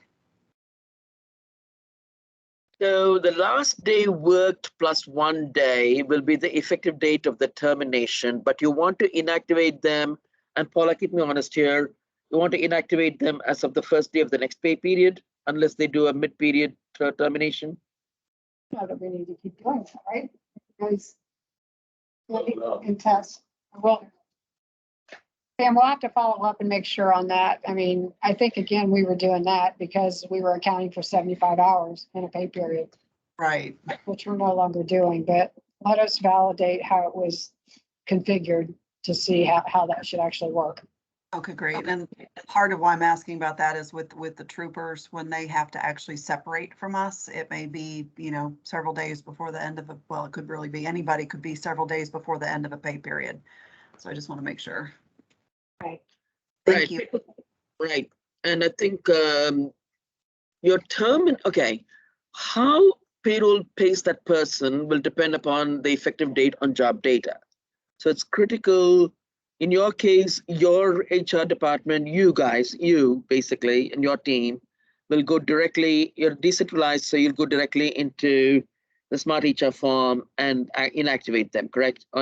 Terminate them in job data. Payroll will prorate, PeopleSoft payroll that we are linking the time and labor system to will prorate their checks based upon the effective date on job data. What your effective date on time and labor will do is to stop them from entering time beyond that date. Beyond that date, the timesheet will be grayed out. So you want the two to go together. You don't want time to be, getting into sludge past their termination date and just hanging out there, because you'll be getting errors in different parts of the system.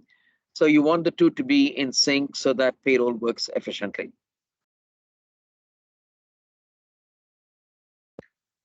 Okay. So if there are no more questions about establishing an employee in time and labor through the assigned work group and piece of the system, we can move on to schedule assignment, because that is, a little bit something new for you all. You haven't had too much of that. Are we done with this? The maintain time reported data. I've told you what to check with in job data, what to establish in maintain time reported data, how the communication takes place between you and HR, and the communication takes place between you, agency payroll, and fiscal officers. If you have difficulties viewing something and the fiscal officer is not able to, give you a correct answer with respect to the task profile or the speed type that is attached to it, it might be a ticket you open with GMIS, correct? Yeah. Shiva, I have a question back to Pam. So if they're inactivated, like in the middle of a pay period, if no time's being reported, how is time accumulating? You had made the comment that if the job data had it different, that time would be accumulating and there would be errors. What did you mean by that? So if their timesheet is active and they were able to forward enter time, is that, who am I talking to? Sorry. It's Kim, but I didn't think we could enter forward time. I thought they had to enter their time daily. So if they enter time daily, it won't be an issue. If they did forward enter time and that sludge is sitting there after the employee was inactivated, then that gray, the sludge time after the inactivation will go into exceptions. You'll get an exception which says employee is inactive, and it's no longer can no longer, and the payable time cannot be created. It will go into exceptions. But but the policy that the state has established, and it needs to be communicated to everyone, is that if enter time daily or enter time at the end of the week, but don't enter time, report time in advance of working it. Am I answering your question, Kim? Maybe I'm just confused. I'll figure it out as I go. You move forward. So a great deal, just to go back to your question, a great deal, employees terminated. What is the effective date of the termination? That's one criteria. When was the action taken to terminate them on job data? Second criteria. Third criteria is, when is the agency payroll folk going to be inactivating them or on time and labor? And then when is there are processes called the refreshes, the dynamic group refreshes, which will take them off the timesheet views as at a particular date. The sequencing of these events and the effective dating of these events, when these actions are taken, will impact how quickly an employee is able to enter time on the timesheet, submit time on the timesheet, or not able to submit time on the timesheet. I think I've elaborated a little bit more, but it'll be something that you can, we can clarify further. I can just give you the, the scenarios that you will need to, the sequence of events and the timeliness of events that need to happen to take that employee off payroll and time and labor. And I just want to clarify a couple of things because it's been dropped in the chat asking about the pay file. Many of you should have been already in meetings that the auditor's office have been holding over the last 2 weeks to talk about things that are going away. And the pay file is one thing that is no longer going to be needed. That was specific to GIAC. The way it works now is all the time that Shuba's been talking about that goes into payable time, the auditor's office payroll department will do what's called a time and labor load, and we will be pulling those hours into North American payroll. So agency payroll will no longer create any kind of file, but we will have cutoff times, just like you had to have a pay file in by a certain timeline. Now what needs to happen is you have to have all of your time and labor queries cleaned up by a certain timeline because we will be pulling that data into the payroll. So there are no more levels. Level 1, level 2 is now, your level 1 is really the company. And that's based on a separate EIN number. So most everybody, as you know, was in the level 1 IN. So that's a unique EIN compared to, say, the BMV or lottery or museum. Level 2 is the business unit, and the level 3, 4, 5 are finance fields, which are now going to be linked to what Shuba's been talking about with the task profiles and speed types. So all of that is changing now, and payroll as you know it with the pay file, it is not going to exist anymore.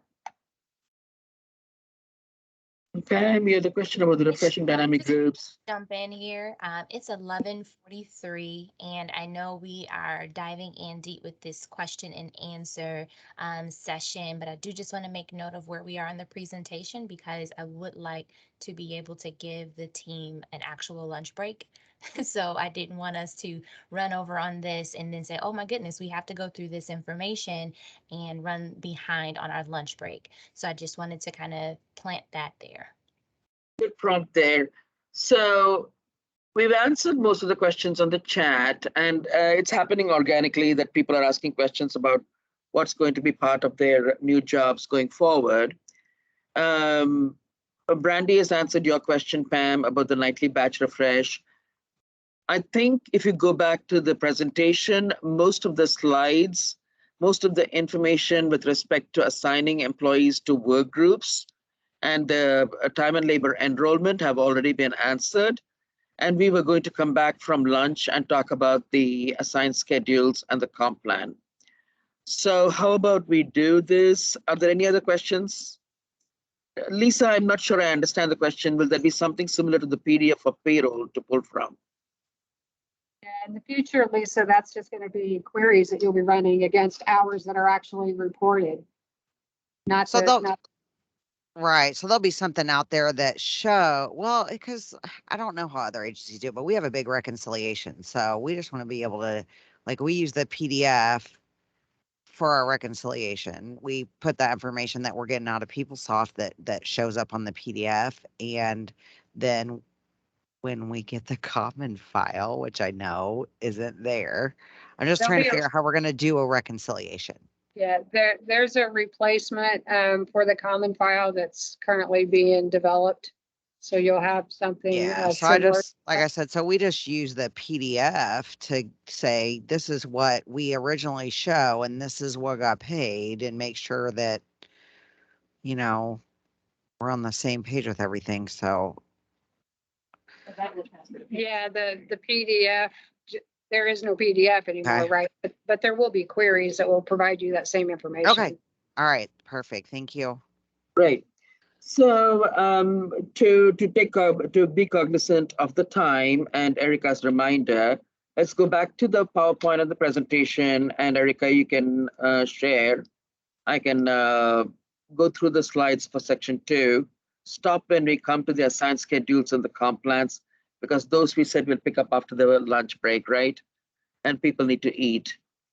So really, what a concept.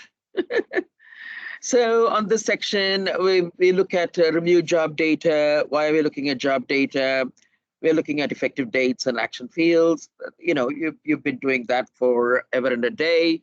Move to the next slide. And this shows you the employees. You'll have to expand it on the, where on this tab, we looked at the job, you know, the USA flag. We had the FLSA status there showing professional or non-exempt. So that will drive, at this point, it's driving what your task is going to, time reporting template is going to be. Can you move to the next slide very quickly? And this is basically your payroll tab, which tells you what pay group the employee belongs to. And as one of the things that we'll cover tomorrow, not so much today, in the payroll session, is that if you can, they can access this tab. No, They cannot. well, tomorrow's is not everybody, it's AOS Payroll. Right, but can this group access this tab? Yeah, okay. Yeah. So on this tab, you can confirm if, for example, somebody comes to you.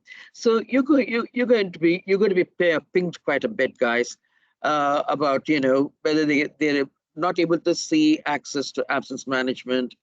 That is being tied here on this page. Not you so much as SPD will be tying them to a pay group which is appropriate for your business unit. So you won't be having PYA, PYB, PYC, D, etc., etc. All of those are going to be rolled up again. A lot of people belong to a company called SOI and the pay group called STA. And I'll paste all the companies and pay groups for you. DNR, ATC, gaming, you know, will all be part of a pay group called CEX. Your board members will be part of a pay group called BRD. Your interns, inmates, AmeriCorps will be part of a pay group called ALL. National Guards will be part of a pay group called NAT. That will only affect you in terms of letting you know whether an employee is going to be a time reporter or not. Most employees are time reporters except National Guards, legislators, board members, and elected officials. Anybody else missing out? I think you have them all. Okay, so that's the one thing that you can check on this slide. Go to the next slide, Erica.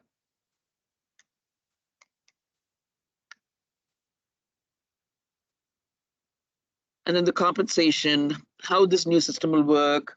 And that's as much for the AOS payroll group as for the agency payroll group, is that when time and labor loads time to pay sheets, it's going to replace any hours that you're defaulting from job data, any standard hours from job data, with the hours you're going to be entering on time and labor and creating payable time for. But the only thing that you will need to see is to make sure that the employee does have a proper compensation set up here, because the system will do an hour proration of the compensation set up here, and default that as the hourly payment on the timesheet on the pay line. In PeopleSoft Payroll, you will be loading time to pay sheets, PeopleSoft Payroll for North America pay sheets. And what you see here will drive what the employee is paid. So the parcels of hours coming from time and labor and going to payroll will be multiplied by the hourly rate that you see here, that is prorated from this biweekly rate. And that is what is going to be paid on the biweekly paycheck. Next slide, please.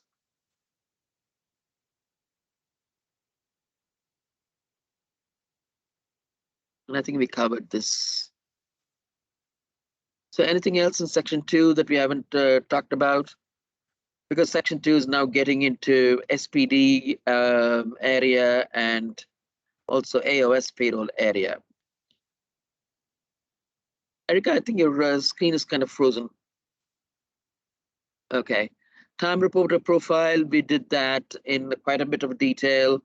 We don't need to, we talked about how job data settings will impact time reporter profile. Skip over to the next one. And then we talked about what in job data drives the task, the time reporting template. We talked about the time period not changing. We talked about the work groups changing, and we talked about the task groups being equal to the business unit you see on job data based upon the employee's position. On this particular employee, the task profile is blank. It won't be because it's going to be a critical piece of information for the employees going forward. It's going to be assigned to you for that employee by the finance guys, the fiscal officers, who would be giving it to you as part of the onboarding form. Go to the next slide, and I think we're very close to. So these are the work groups set up.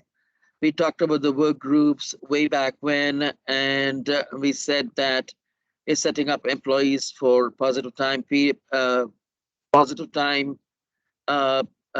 time entry, and also approvals, reported time approvals. And next slide.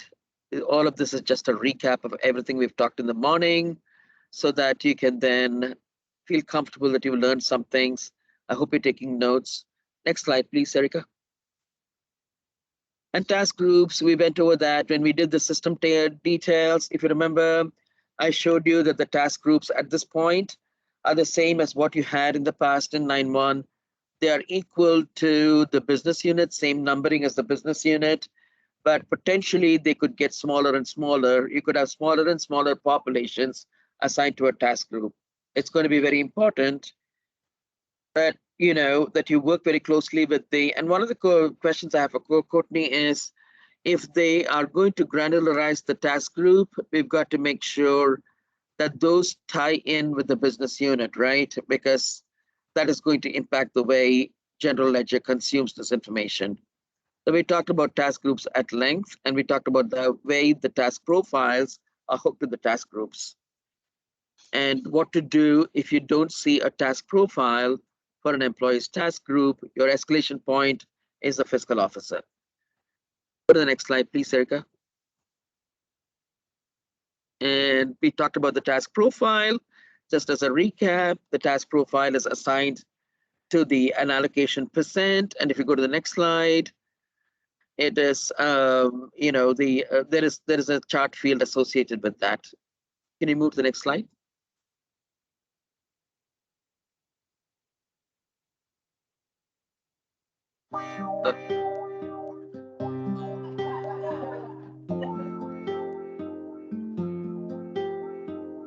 That was fun, right? Hey, if you guys can still hear us, make sure to look for your new invite second half. Uh-oh.